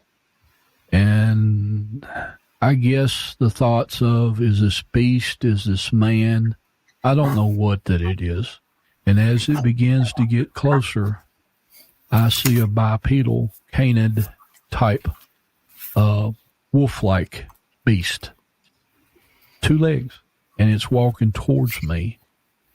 I can't move. I can't use my legs. I can't use my arms. This intense feeling, I'm almost can't breathe. It has sped my rate of breathing up like I had run a race. And this thing's getting closer to me. And as it gets closer to me, I notice the ears on it are erect, and they're like pointed towards me. And it's staying outside the glow of the fire, but it's getting closer and backing away, coming back, going back and forth. And it's pacing left and right. And then it walks in. And as it walks in, I can see this thing sniffing the air. And it's almost as if it's sniffing me. And I look back now, I wonder if it was trying to sniff fear. And then it grins at me. This thing exposes its teeth. And by this point, it comes in close enough, within 15 to 25 yards, and it exposes itself. And I'm seeing something that should not exist. This thing does not exist on this earth. And is it a man in a costume? Is this a hoax being played? Is it a joke? All these things going through my mind. But you got to also understand what is affecting my body. There's something not right with my body. Can't move, can't do anything, and this thing's getting closer. The only thing I could think of at the time was my religious upbringing. And I'm thinking, whatever this is, it's going to take me out. It's going to eat me or kill me. And I began to pray, and I prayed the shepherd's prayer, David's prayer, the Psalm 23rd. And I began to pray. And when I began to pray, I just felt like I was regaining my mind back, but I could see this thing, and it was not moving closer. Now, I'm praying in my mind. I'm not praying verbally yet. But this thing's staring at me. I'm staring at it, and I'm saying the prayer, and then I began to verbally pray. And I began to pray hard and louder and louder. Lord is my shepherd, I shall not fear. And by God's grace, I felt stronger. The intensity was still there, but I'm like, if it eats me or whatever. But I'm beginning to gain what I felt at the time. I began to feel strength, and I began to feel stronger. And I felt, I don't know if it was my hands or my leg that moved first, but I moved. I no longer was like a child that was so afraid to get out of its bed to go to the bathroom in the middle of the night. I felt stronger. And at some point, my senses come to me, and I moved. And when I moved, my training kicked in, and I retrieved my firearm with my right hand. And I had on my possession, it actually was my department-issued weapon at the time. And I pulled my firearm, and I pointed it at this creature. And when I did, the creature moved backwards. This beast, this demon, whatever I was seeing that should not exist, it moved. And that told me that this animal was intelligent. It was something to the animal. It moved backwards. And I'm standing there, and I've got the firearm. You have to understand that we're trained, and we know, and I mean in a millisecond, you've got to make decisions. When you let off a round and it leaves the end of your weapon, you've got to know where that round is going to. You've got to know what your target is. You've got to know, is that a man? Is it an animal? And I was real hesitant to pull that trigger. I still could not. I just couldn't fathom that this was anything but a man, because it looked so much like a man. And I couldn't pull the trigger. And I lowered my gun. And when I lowered my gun, this creature advanced on me. The beast come closer and started walking towards me. And I felt at that point, it's a given. It's paid for. It's still approaching me. I'm trained to protect myself. I've got someone behind me I've got to take care of too. All these things are going through my mind. Everything I've described to you, and it's taken me 3 minutes, 5 minutes. This is what a policeman has to make up his mind in milliseconds. I fired twice. I raised my firearm, and I discharged 2 rounds, tac-tac. Almost sound like one. At the same time I shoot, simultaneously, whether if it was a sympathetic reaction or what. The man behind me, Harry, discharges his double-barrel shotgun. So I fired 2 rounds, he's fired 2 rounds, but when I fire my 2 rounds, poof. The creature that was in front of me, I don't know where it went. I heard noises going up the wall, but I didn't see it. It was almost as if this thing just dissipated. Yet I heard noises going up the wall. To this day, I don't know what happened and where it went to. But behind me, when my partner discharges his shotgun and he fires 2 times, I hear a squall. I hear a scream. So behind me, I've turned around at this point. I'm still trying to cover from that angle.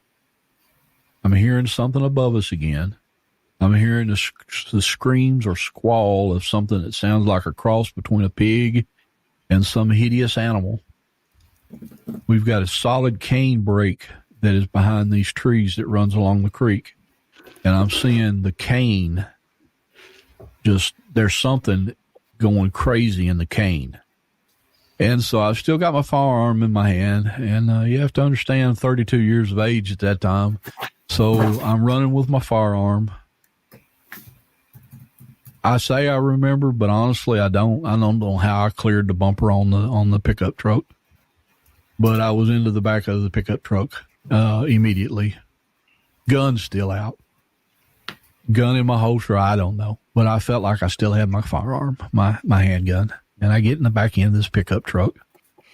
And I hear Harry hit the ignition, and he cranks up this old big Dodge truck. It's very loud. And he cranks it up, and he's trying to get her going, and in fact, he's rocking back and forth. And I've got my hand, and I'm beating on the top of the roof of this thing. Hurry up, saying all kinds of things, and then it hits me that's emergency brake. And I tell him to pop the brake, and he pops the brake, and at the same time as he starts to move, he cuts his headlamps on. He cuts his headlamps on, and then the realization as to what is taking place. Got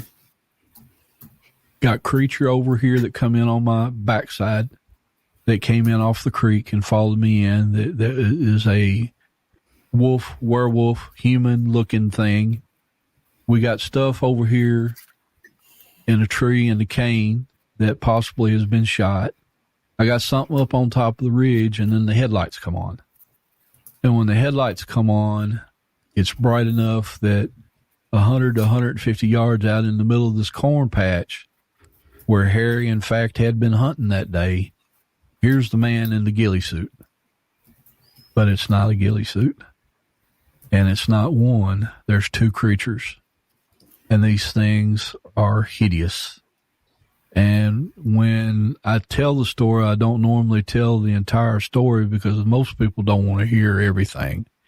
But when I say that these things are not what you depict on TV, and it's not the Patty of California and the Gimlin film, these things were hideous. The headlights hit them. The biggest one is standing on 2 legs. The second one that was beside the creature, and I can't tell if they were male or female, but the smaller Bigfoot hairy man jumps down on all 4. It just sinks. Dude, what do you think, man? Well, I missed the very beginning of it. Did he go into the part about seeing the person that he called Bubba? No. So that, it was really long, so I didn't get all that in there. And guys, if you want to hear that full interview, go to Tony Merkel's channel, The Confessionals. He does a good job. Great interview. Like I said, I think it's episode 584, something like that. But man, I can tell you as a police officer, you really have to think about when you pull your weapon, you're responsible for that round wherever it goes. And even in a moment like that, you have seconds. I mean, absolutely seconds to figure out what you're going to do. And so I think what saved his life, man, was that prayer. I really do, because I think 100%. that it was really something to me. Like when he prayed, that thing he unfroze. He was able to do what he needed to do. But man, he's wrote several books, man, and I've listened to a lot of his encounters. He's a really good guy. Seems I to got be the name of those books if you want them. Yeah, man. Tell everybody the name of the bookstore so they can go check them out. So the first one he released was in June of 2022, called "The Beast Between the Rivers." And understand, you guys, that Mr. Groves, he kept this all under wraps for like 30 plus years. Yeah, like he did investigating, because I listened to more of his interviews. He did investigating completely under wraps. He was not putting it out there. He wanted to make sure he had what he needed before he started presenting things. Yeah. The second book was released in February of 2023, called "A Trace of Death: Beasts Between the Rivers." So I think they're available like on Amazon and places like that. So if you're interested in, definitely look him up, because they are fascinating stories. They really are. They really are. It's crazy. I don't know, man. It's very entertaining to sit and listen to these. But man, can you imagine being out there in the woods, having those encounters, seeing those things? That's why I always say, stay prayed up, guys. That's why I say that on every single show, because it's so important. Hey, Brent, you're asking about my emails. It's on the ticker at the bottom there, but it's mysteriesunknownpodcast@gmail.com. So I'd love to hear about your encounters. And guys, that brings up a good point. If you've got an encounter or a mystery you want to share with us, you can send it to me by email at mysteriesunknownpodcast@gmail.com. So I know that you've got some information on the LBL and you got some stuff, man. So let's get into some of that, man. Absolutely. Man, he caught me multitasking. I know, dude. Well, that's good though. That's why you're here, man. You're good at that, because I'm not. But I'm trying to get things going. So well, we're getting there. Hey, Louis says they were staying in a tent. Dude, could you imagine? Well, you know what that's like to be in a tent and to have something right outside your tent. So you have something pretty similar to that absolutely terrifies me. But yeah. So, and we want to we really like, I like to give people credit for their stuff, and like, I'll take sound bites from here and there, but I'm always going to tell you where we're pulling those from and give other people credit, because it's important, man. There's a lot of work that goes into this stuff. So, anyways, I think that, after hearing all these encounters, man, I think that, the LBL is probably one of the scariest places you can go, man. Like I think it's really, really terrifying, but it'd be neat to go sometime, man. I'd love to go check it out. So I'm ride or die with you, brother. Let's do it, man. Let's do it. So, well, man, why don't you share some of these other stories and stuff that you got? I'm excited to hear them. Okay, so this one is, I want to say, from a place called Jan's Stories. And I was clicking links on Reddit and things like that, and it brought me to this one. So back in the early 80s, I was working at an all-night gas station close to the Kentucky Dam. You may have guessed already that, yes, this story takes place during the midnight shift. And as was the same business I worked at when I first hearing about the beast of the LBL was supposedly done to a unsuspecting family while camping between the lake area. Scary stories have always sounded better when they've taken place at night, but this was not my choice, mind you. It just happened this way. These incidents happened before and after the knowledge of the beast, but keep in mind that knowing of a creature that could possibly exist in the surrounding area did not perk my imagination nor spark hallucinations. Whether they merely happened by coincidence or by chance, they happened nonetheless.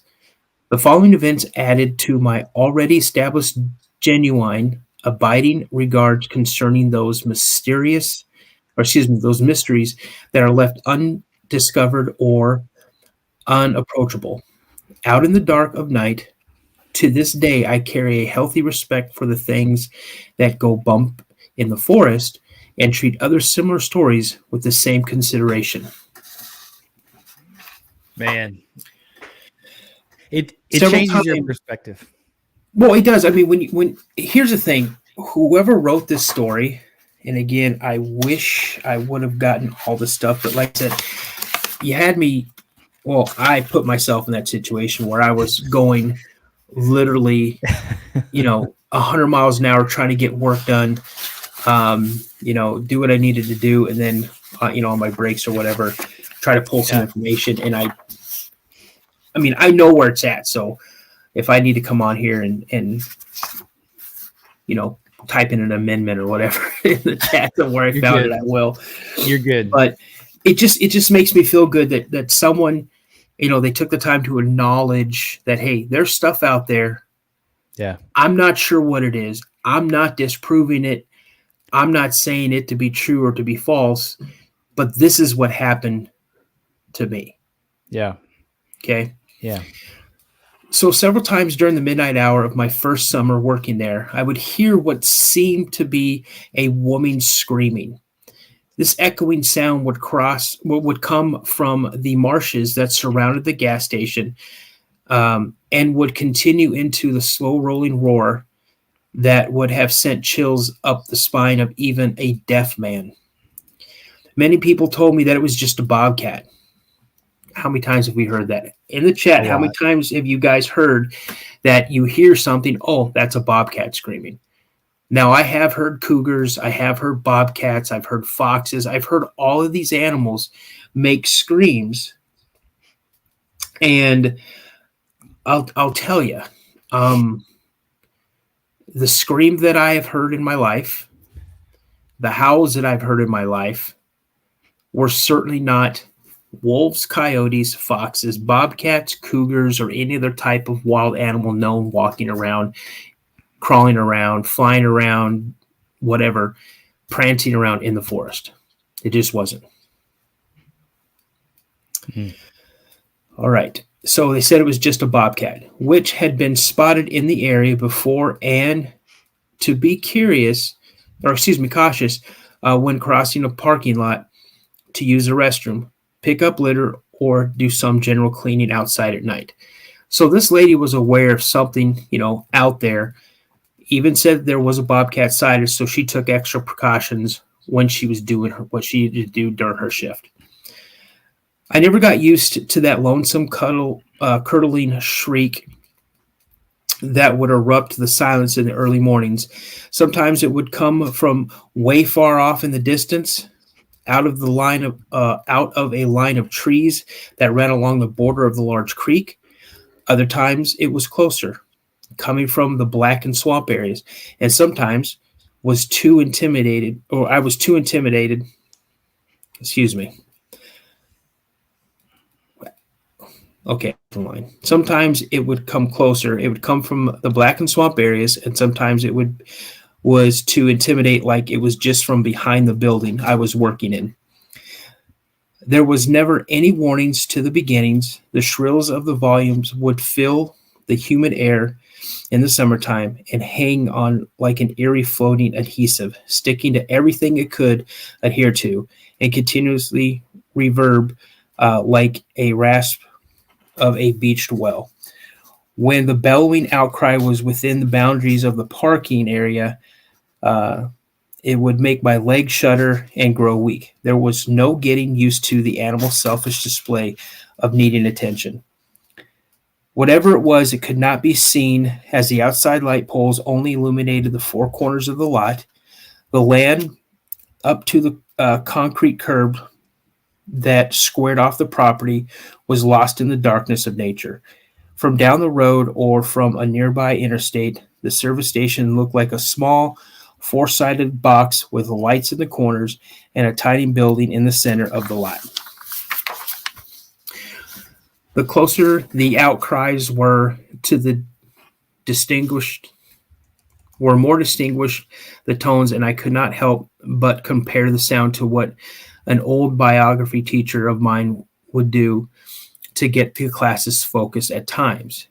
He would take these fist-sized geode rocks that had been busted into half, revealing large protruding crystals from the inside, and scrape them across the blackboard. One in each of his hands, the ear-piercing screeching did not cease until he had run the entire length of the 8-foot slate. It was a hideous torture to the senses, enough to make your teeth hurt, put goosebumps on the top of your goosebumps, and make you squeeze your bladder in while all trembling of microscopic marbles shot through your spines. The effect left everyone in a quivering state and on the verge of momentary lunacy. Besides being quite deafening, it produced separate tones of rancorous discords. Some crystals formed a variety of high-pitched abrasive sounds, while the larger ones created cantankerous lower-gravity vibrations. All of them mixed together in some insane symphony. This was the sound that was the unseen animal in the marshes would broadcast throughout the stifling heat of the summer nights. Okay, I'm telling you right now, okay, I can't stand forks being scraped across the plate. I can't stand anything raked across a chalkboard. So I can only imagine if she's comparing those noises amplified and jumbled together as what's coming out from possibly behind her building or across the street from her building, just outside of the lights. Bro, that's scary. No, thank you. No, thank you. I think Kimberly Morgan said it best. She said, let me pull it up here. Hashtag nope. No. She said that, but then she says hashtag find another job. Yeah, no kidding. Yeah, no kidding. Hey, Jay, don't worry about it at all, man. Anytime you're ready, I'm here. I know this stuff takes a long time to get out, so it took me forever to talk about my experiences, so I get it, man. Jay, don't feel sorry. Don't apologize. Don't ever apologize, man. I mean, take your time. We're here. Our email address is mysteriesunknownpodcast@gmail.com. If you want your story out there, you have two options. One, you can come on the show and let Josh interview you and tell your story. Or two, you can email your story, and if you like, I can read it for you. In your southern accent. Well, I don't know. Jay, are you from down south somewhere? So, yeah, we'll have to do this thing where you read it in the accent from where the story come from. That's not that good, man. I can't do that. Oh, that's great. I wish I could. No, you do good, man. Renee says our brains can't handle stuff that's not supposed to exist. You're not kidding. Like, that's the thing. Like, when I had my encounter, I didn't know what to do with it because I didn't really know what it was, and I just buried it because I didn't know what to do. So let's see here. I've got another soundbite from Martin, and this one's really interesting because same area, guys, but it's years later. Happened to him what happens to most of us. You have these encounters, and you go down these rabbit holes, and you start, trying to research to figure out what's going on. But for whatever reason, when you see one or you have one encounter, Daniel, you can attest to this, but your odds of seeing another one go way up for whatever reason.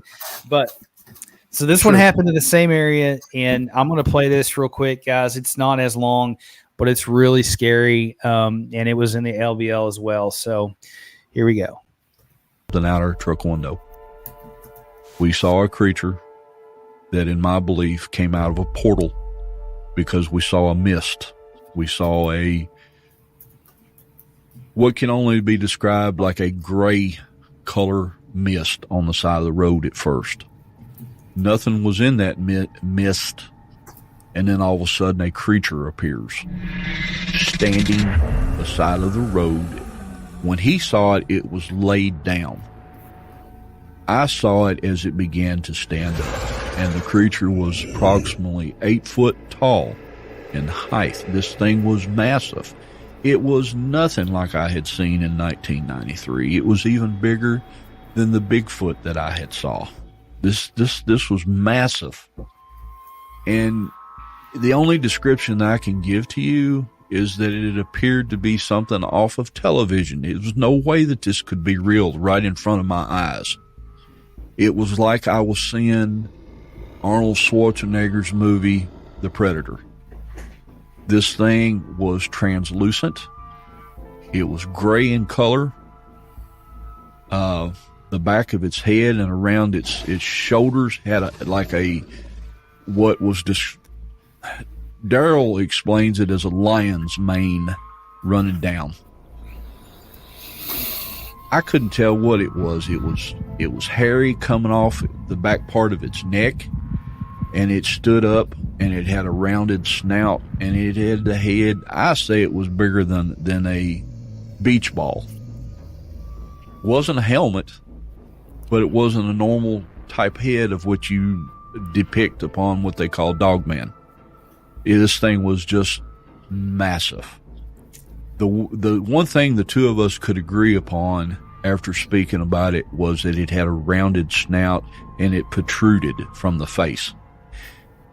And it had white glowing eyes that was deep set behind its forehead. I mean, it was just solid white, like flashlight, strobe light, white light. And by this time, I can't even believe what I'm seeing in front of us. So as I'm passing this object, this beast, whatever that it is, it goes behind my truck, passes behind me, and I'm looking at it in the mirror, and I'm starting to speed up to get some distance between it. And as it goes up the side of the truck, that's when something happens to both of us. Daryl's legs begin to get numb, and his eyes began to leak as if like a water faucet was turned on. I had similar symptoms, but twice as bad. As this thing passes behind my truck, it shoots up the side of the field and goes straight up one of the hills on the devil's backbone. This thing doesn't even look like its feet is touching the ground. Again, translucent, predator type or style. It goes right up the mountain hill. We can hear it breaking tree limbs, but yet it's not touching the ground. This thing is like it is floating. I don't even see its legs move or arm moves. It's just like watching a cartoon per se, or some type of a sci-fi flick. So this thing disappears up into the mountains. Now, getting back into the truck where he and I are, I got the truck wheel in my hand and I'm trying to drive, and my eyes begin swelling shut. What I'm about to tell you, I want you to keep in mind that I've been hit by every type known CS agent that can be used, police or military, government style of tear gas, or what they would use upon humans to subdue them. My eyes are beginning to swell shut. My tongue is swelling and I cannot get my breath. It is if someone sprayed me with the topical agent, what we call Top Cop, or one of the other higher end great CS agents that they spray to subdue someone. So I've got numbness in my legs like Daryl does, and my eyes are swollen shut, and I cannot breathe. We see something. Guys, well, the first time I heard that, I had never heard that story till I started doing research today, and I just, that blew me away, because that was not anything like what he described in his first encounter. So all kinds of strange stuff in the LBL, man. I don't know what you do with that. Have you ever heard of freeze plus P? I have not. No. That's a chemical agent that we would carry, and I've been blasted with that. And boy, I tell you, yeah, that stuff will light you up. I'm sure. I know it's if it's anything like what we had, what they made us, get hosed down with. It's not fun stuff, man. It's not. at all. But you know, I don't know, man. I can't imagine, and it makes me wonder why that thing had that effect on him. So strange stuff, guys. Strange stuff. A couple of housekeeping things. I know Daniel's got a couple more stories to go over, but I'm still on that one I was reading. Yeah, that's right. So we'll jump into that in just a second. But if you have joined or become a member this month, don't forget we're going to send out a package at the end of the month. My wife has put together just to say thanks for being here, but you got to do the $2.99 tier or above. Make sure you send me your email address and let me know, and we're going to ship those out at the end of the month. But let's get back into it, man. I'm replying to California Dave. Okay, there we go.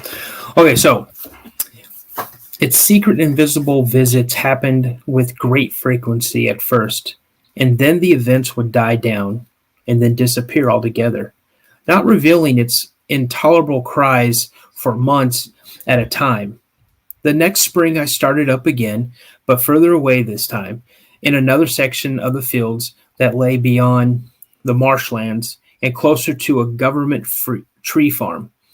It wasn't long after it made its presence known again that the two officers came into the station with a tale of the campers found. There he goes. Pardon? I think I froze or you froze, but we're good. Oh, okay. We're good. We're good now. Okay. When two officers came into the station with the tale of the campers found torn in pieces in the LBL. Now, we covered that story when we first did our thing. Myself, having been born and bred in a large city way up north, did not want to fancy any notion of an alleged beast being a Bigfoot or a werewolf, but fashioned my opinion around more logical explanations: bobcat, bear, or wolves.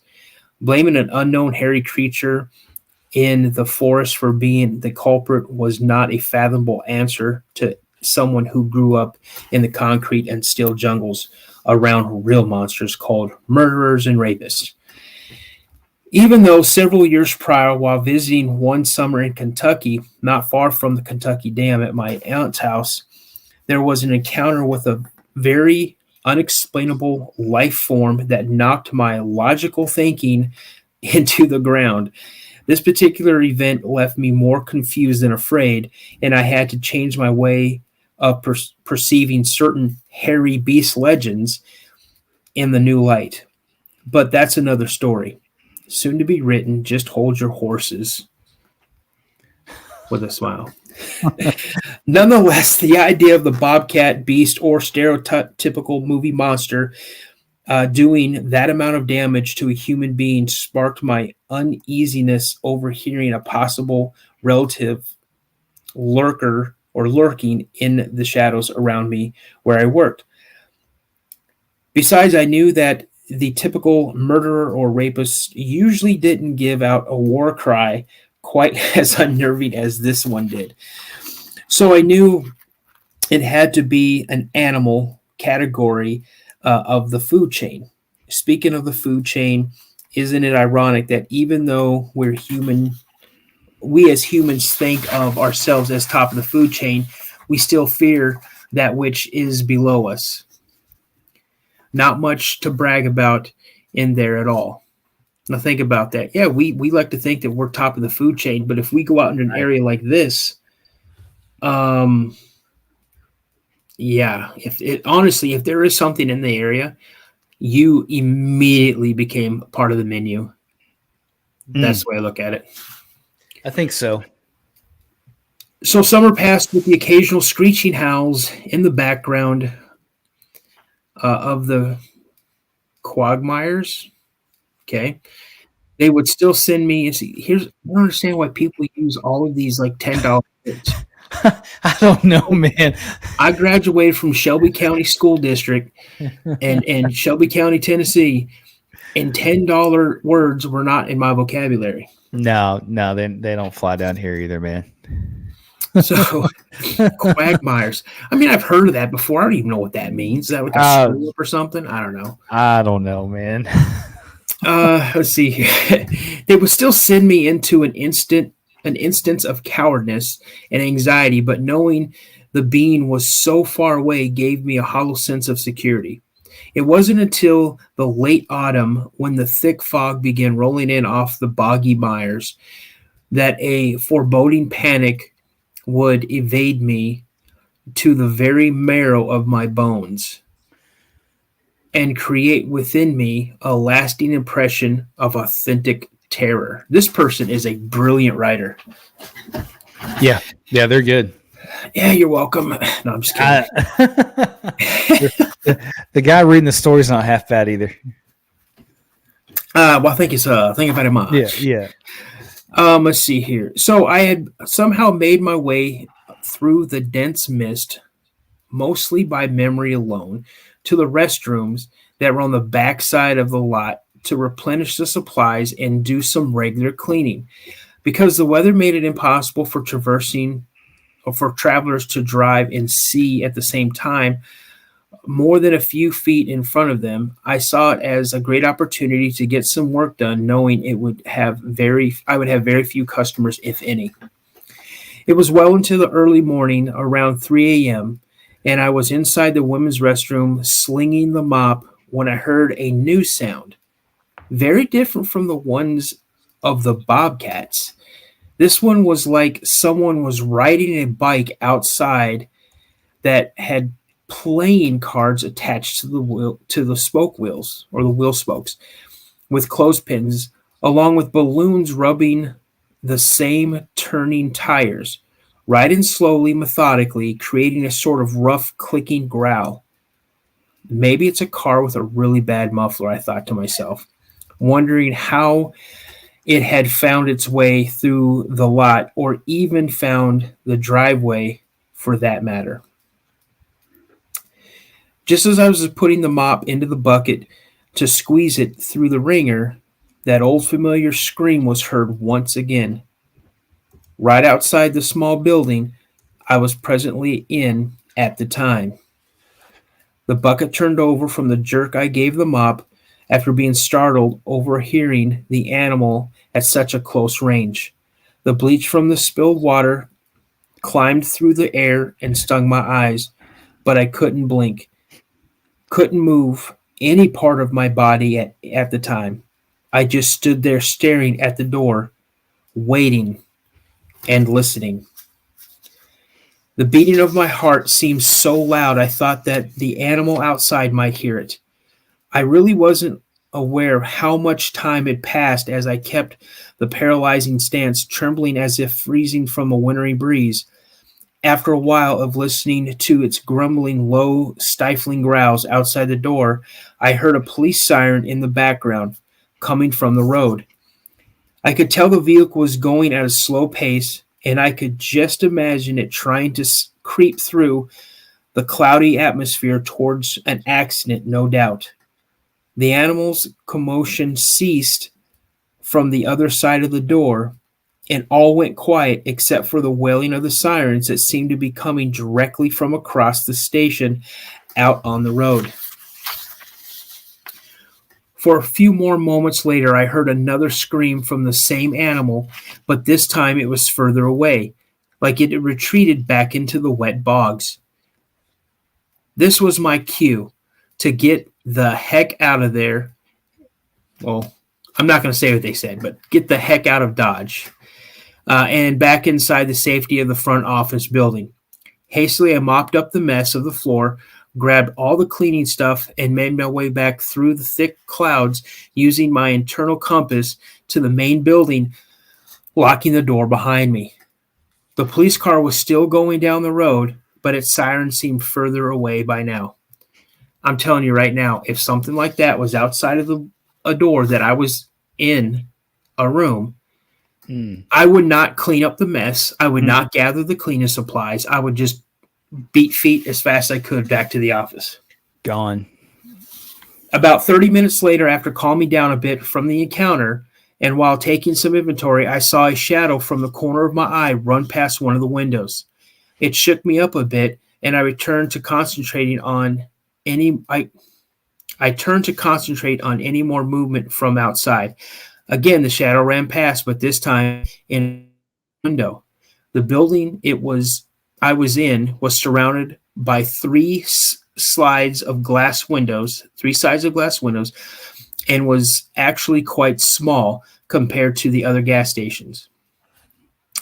It was all self-serve and there was no garage attached. There was room inside for a few candy racks and a couple of large coolers to keep sodas and sandwiches in. There was also a back storage room, but it was more of a walk-in closet size. And there was a cubicle up front surrounded by bulletproof glass where we conducted all the money transactions and stored the cigarettes. The shadow was very tall, way taller than the average man, and was rather large in stature, and it moved in a bouncing motion as a man of sizable bulk would move when trying to jog. And it appeared to have a coat on, or at least something bulky. I heard the trash can turn over, heard the debris scatter across the concrete, empty glass bottles, soda bottles, used oil cans, and all the rattling of other things. Then I heard the same can crash into one of the gas pumps outside as if something had picked it up and hurled it. This was no bobcat. This was someone having some fun outside at my expense. Anger began to grow within me as I was thinking that this was not a very humorous practical joke, and I actually yelled out like my dislike for the whole scenario. This isn't funny, you blankety blank blank flip floor and fluff. Laying my clipboard down on the counter, I began looking out the window, straining to see the mischief maker again, all the while double checking to make sure the doors were all locked. It was standard procedure to lock the doors after 10 p.m. and serve the customers through the sliding drawer, much like a bank teller at a drive-through service lane inside the bulletproof cube. While peering through the middle window, that the same melodic, grumpy growl introduced itself once more. It came from outside. I was momentarily confused. Was this a bobcat? Was it back? Could the idiot outside hear this? Was there danger in the store from the stranger who was trying to tease and terrorize me? The grumpling sound traveled through the corner to the back end, and then the building shook from a massive hit on the wall. I could hear some stored items fall off their shelves and deposit themselves all over the floor in the storeroom. There was no windows in the storage area, thank goodness, but there was a back door. I raced back there and started stacking cases of soda and boxes of oil to secure it even more. There was a low mumbling on the other side of the door, and the sound came from up high, what seemed like around the top of the door frame.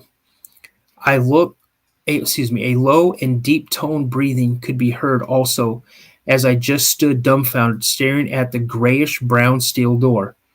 Two deliberate, solid thumps met with the door from the other side, like someone had pounded on it with their fist, and along with it came this unceremonious squall. That's no bobcat, nor was it some intimidating prankster, my mind screamed.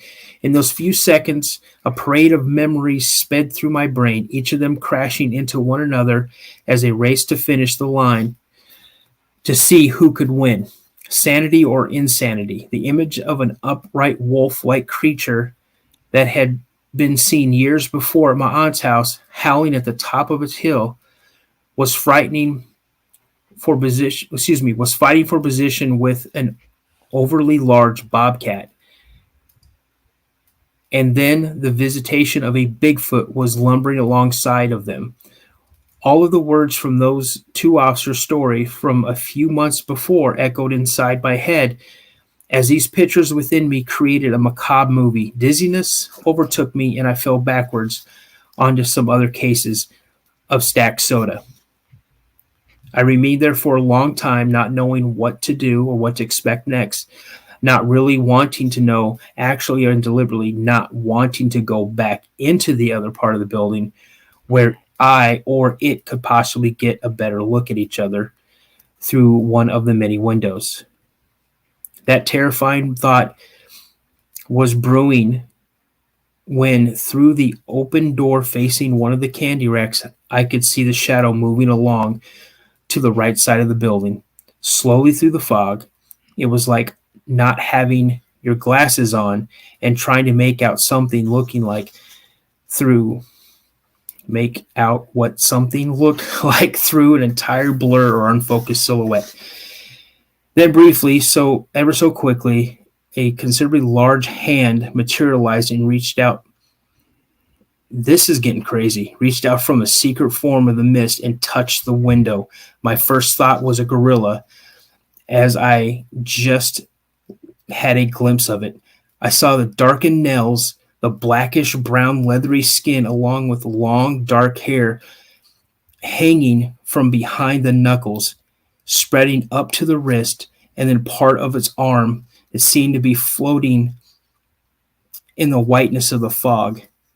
Then it was gone, replaced with horrifying scenes with silence for the remainder of the morning. I dare not move, or maybe I didn't think of actually capable of any type of motion. Either way, I remained on the stack of sodas for a few hours. I had left on my few hours were left on my shift. About an hour before the next crew member was due to arrive, the newly dawned sun began burning off the fog, making it retreat back into the marshes, back into the pores of the earth, like the ghost of the undead. It was only then that I cautiously made my way outside to clean up the mess from the thrown trash receptacles. My mind was still trying to rationally explain the hours before unconsciously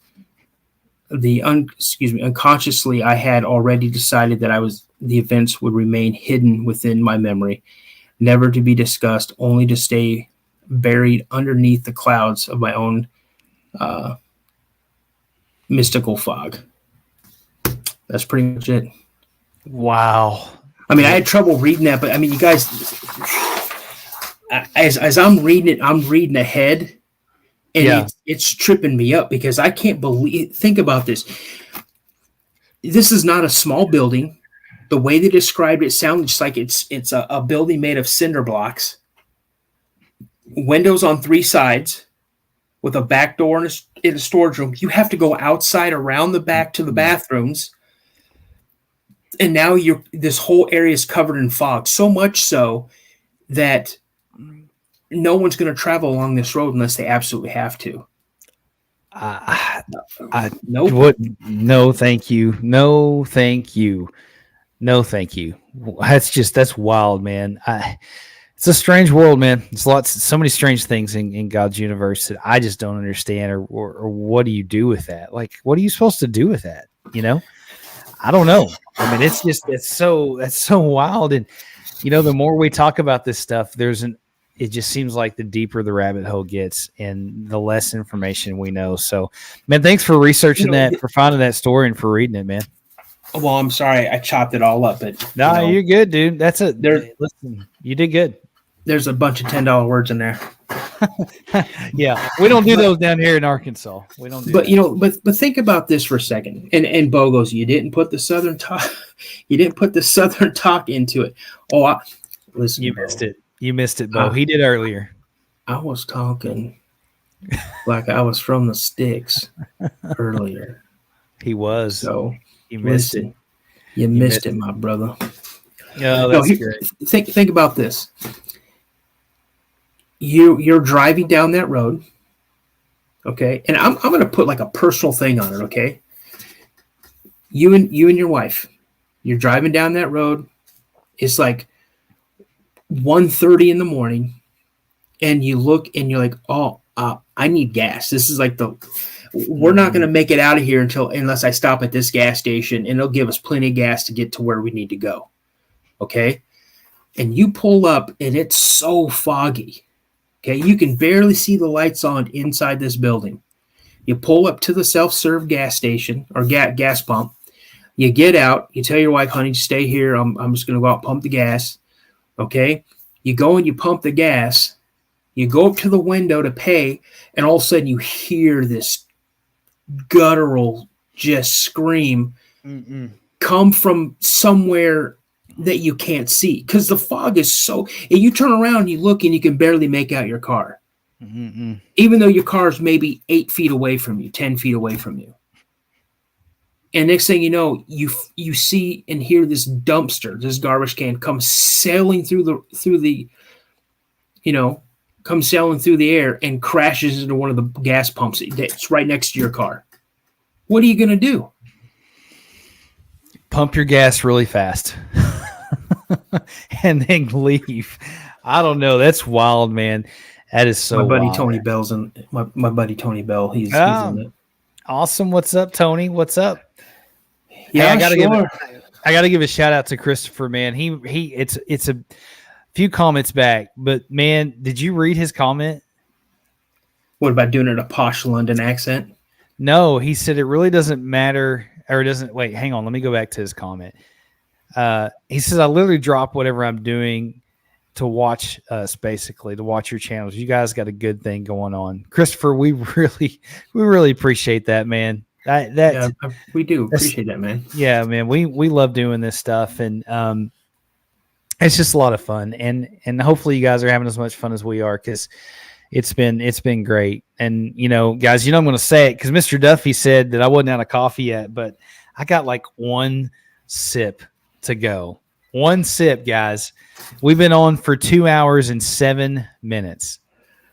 The Mousy and Helens one's pretty quick. Do you want me to read that one? Or do you want me to hold off on it? Let's see. I know you worked really hard on it. Let's hold off till next time. Okay, not a problem. How long is it though? I could probably do it in like maybe 2 to 3 minutes. Do it. You worked hard on it. Just do it. You guys want to hear it? I'm sure they want to hear it. They're not going anywhere. I can milk this coffee out for 2 or 3 minutes. Let's do it. Okay, so here we go, guys. So this is about Mount St. Helens. Okay. Oh, yep. Name redacted is in. I love his name. Yeah, it's awesome. Email the show. I gotta talk to you, man. I got questions I gotta ask you. So please email the show. All right. So all of the Sasquatch legends originating in the Pacific Northwest, there is one in particular that has captured the imagination of just about everyone who's heard it. It's a tantalizing tale of exploding volcanoes, hairy beasts, shadowy government figures, and mysterious helicopters evacuating and more. You're killing me, Smalls. You're killing me. The story begins May 18th, 1980. And again, if anybody doesn't know, that is the day that Mount St. Helens erupted. Literally, they thought it was going to erupt upwards and outwards. It actually blew out the entire north face of the mountain. And when it did, it just obliterated. I was there in the aftermath of that, not like right after, but months and months after. And it was just devastating. And then going back years, if not decades later, you still see the devastation, but you see the life returning. So, okay. So when Mount St. Helens erupted, it was one of the most beautiful peaks in the Cascade Range. It exploded in a catastrophic eruption, killing dozens of people, 57 I think to be exact, and thousands of animals, and raining destructive rock, ash, and debris across the region. After the eruption, a thick flow of ash, mud, and fallen trees choked the rivers and streams and smothered what had once been a healthy forest.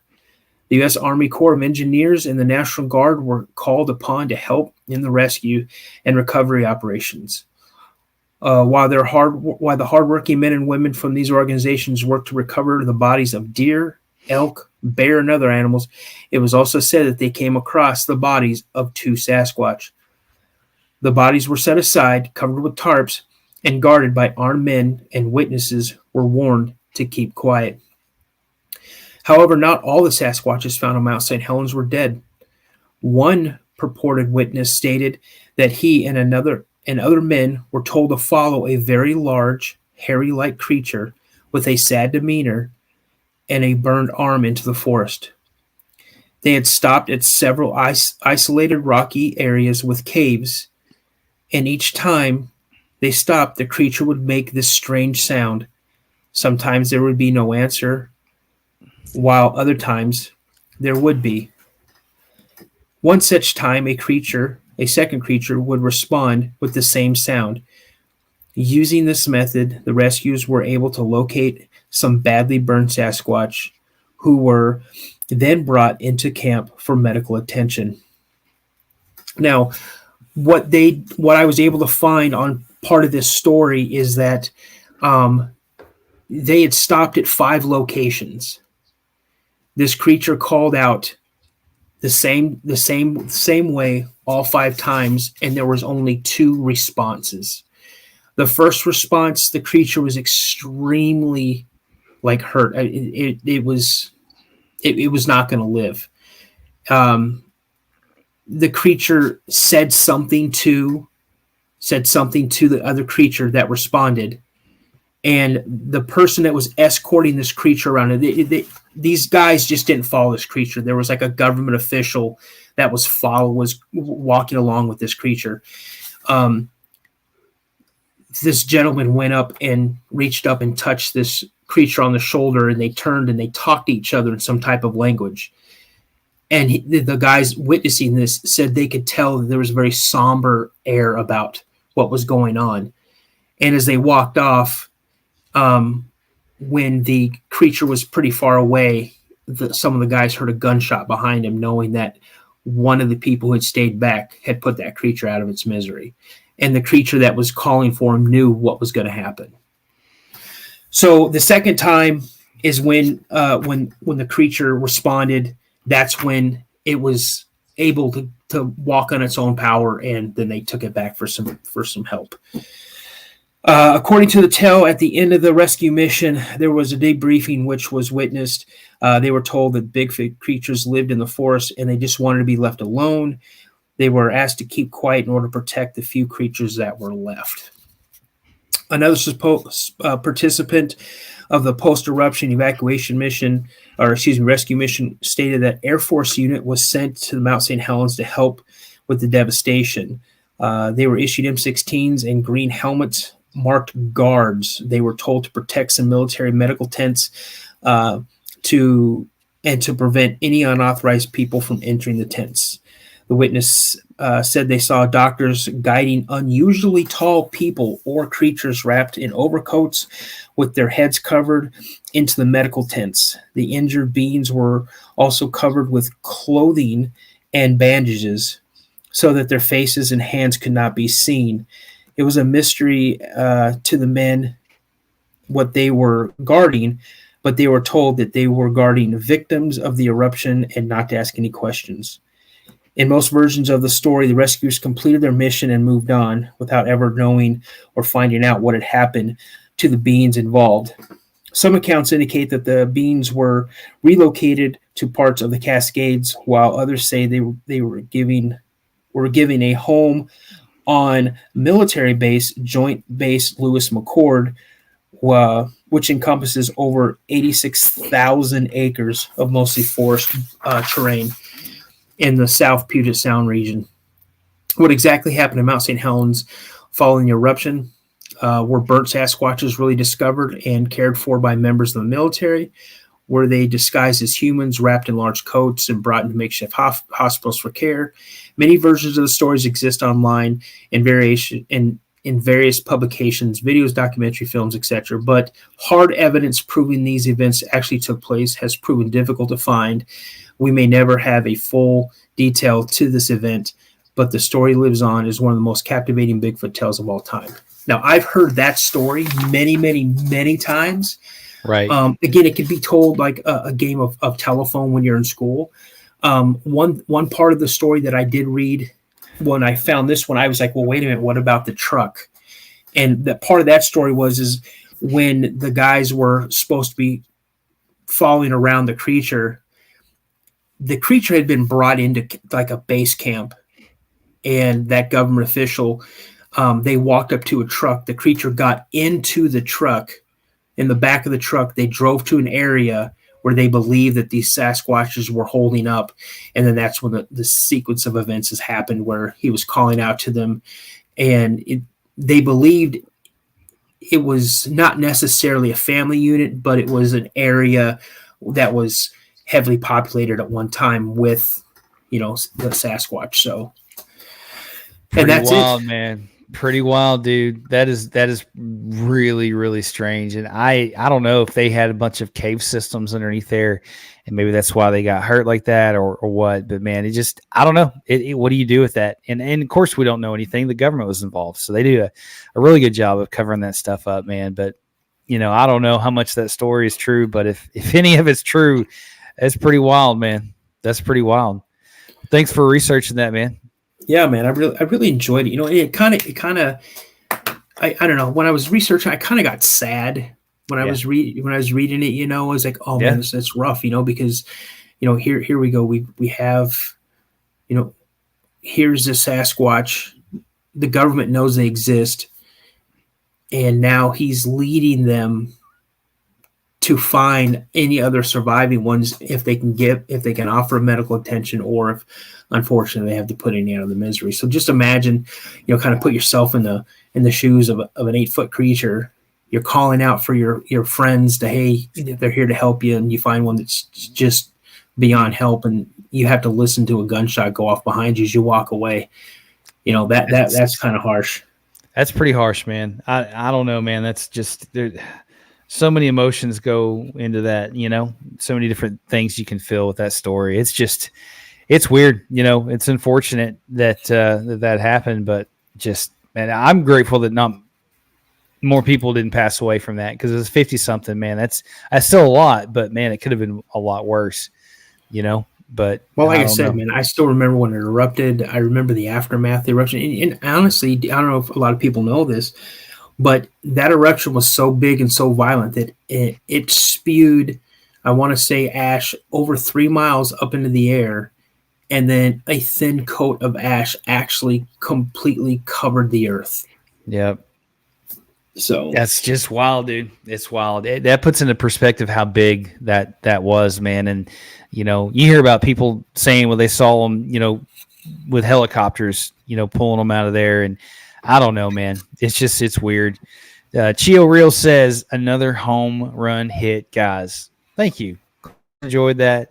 I got to give a big shout out to my co-host, Daniel. He puts a lot of hard work into this research, and man, he's on it. He's always on it. And he makes and brings a lot to these live shows, and I couldn't do these lives without him. So thankful you're here, brother.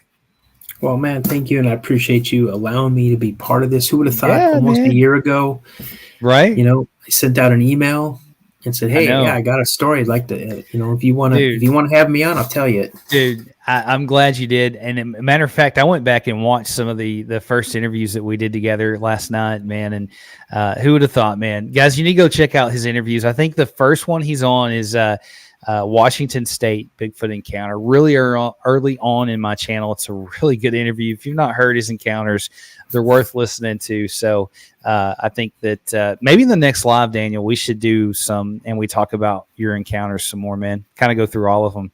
I think that would be good. But I don't know. You gotta ask our viewers if that's something they want to do, because I don't want to take up anybody's lifetime. They want to come here and see something, and then look. I think that they definitely want to hear at least one of your stories. So I think we should definitely throw one on there next time. So they're good, guys. They're really good. But man, I am out of coffee. We got somebody popping on from Washington State. A lot of comments, guys. If we missed your comments, where are you from? Sorry, not a turkey. I love that name. He's here. Just caught it.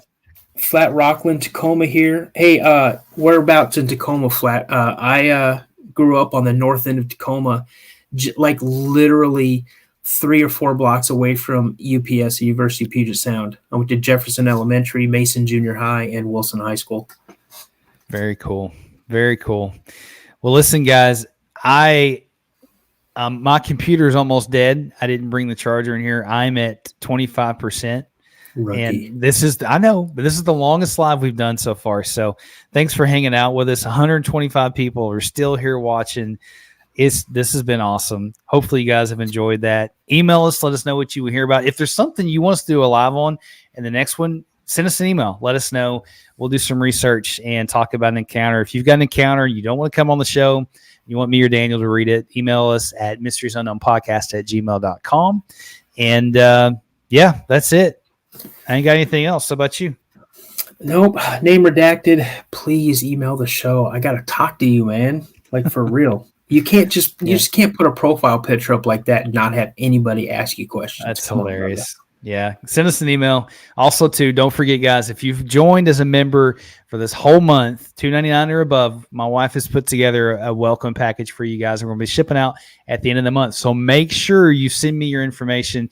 Email me. Let me know you've joined so we can get that out to you. But he says he will. So we'll be looking for that. Cool. Hey, Daryl, thank you for watching, man. Appreciate it. And I hope it's not going to be your last. I promise you we're going to keep bringing great things to bring your way. And Yep. Got good stuff, guys. Every Monday at about 11 or 11:30, I drop an interview that I've done. And these lives, we're trying to figure out some kind of schedule, but we just do these when we get a chance. And so you never know we're going to pop up. We try to let you guys know 3 or 4 hours in advance. So just check the channel, and you just never know when we're going to be doing them. But we love doing these lives. Love to hang out. Like to drink my coffee. You like to drink your Mountain Dew. But I do, man. I do. It's all good, guys. You know I'm going to say it. I cannot get off here without saying it. Stay prayed up. It's so very, very important. Stay prayed up. So that's all I got, man.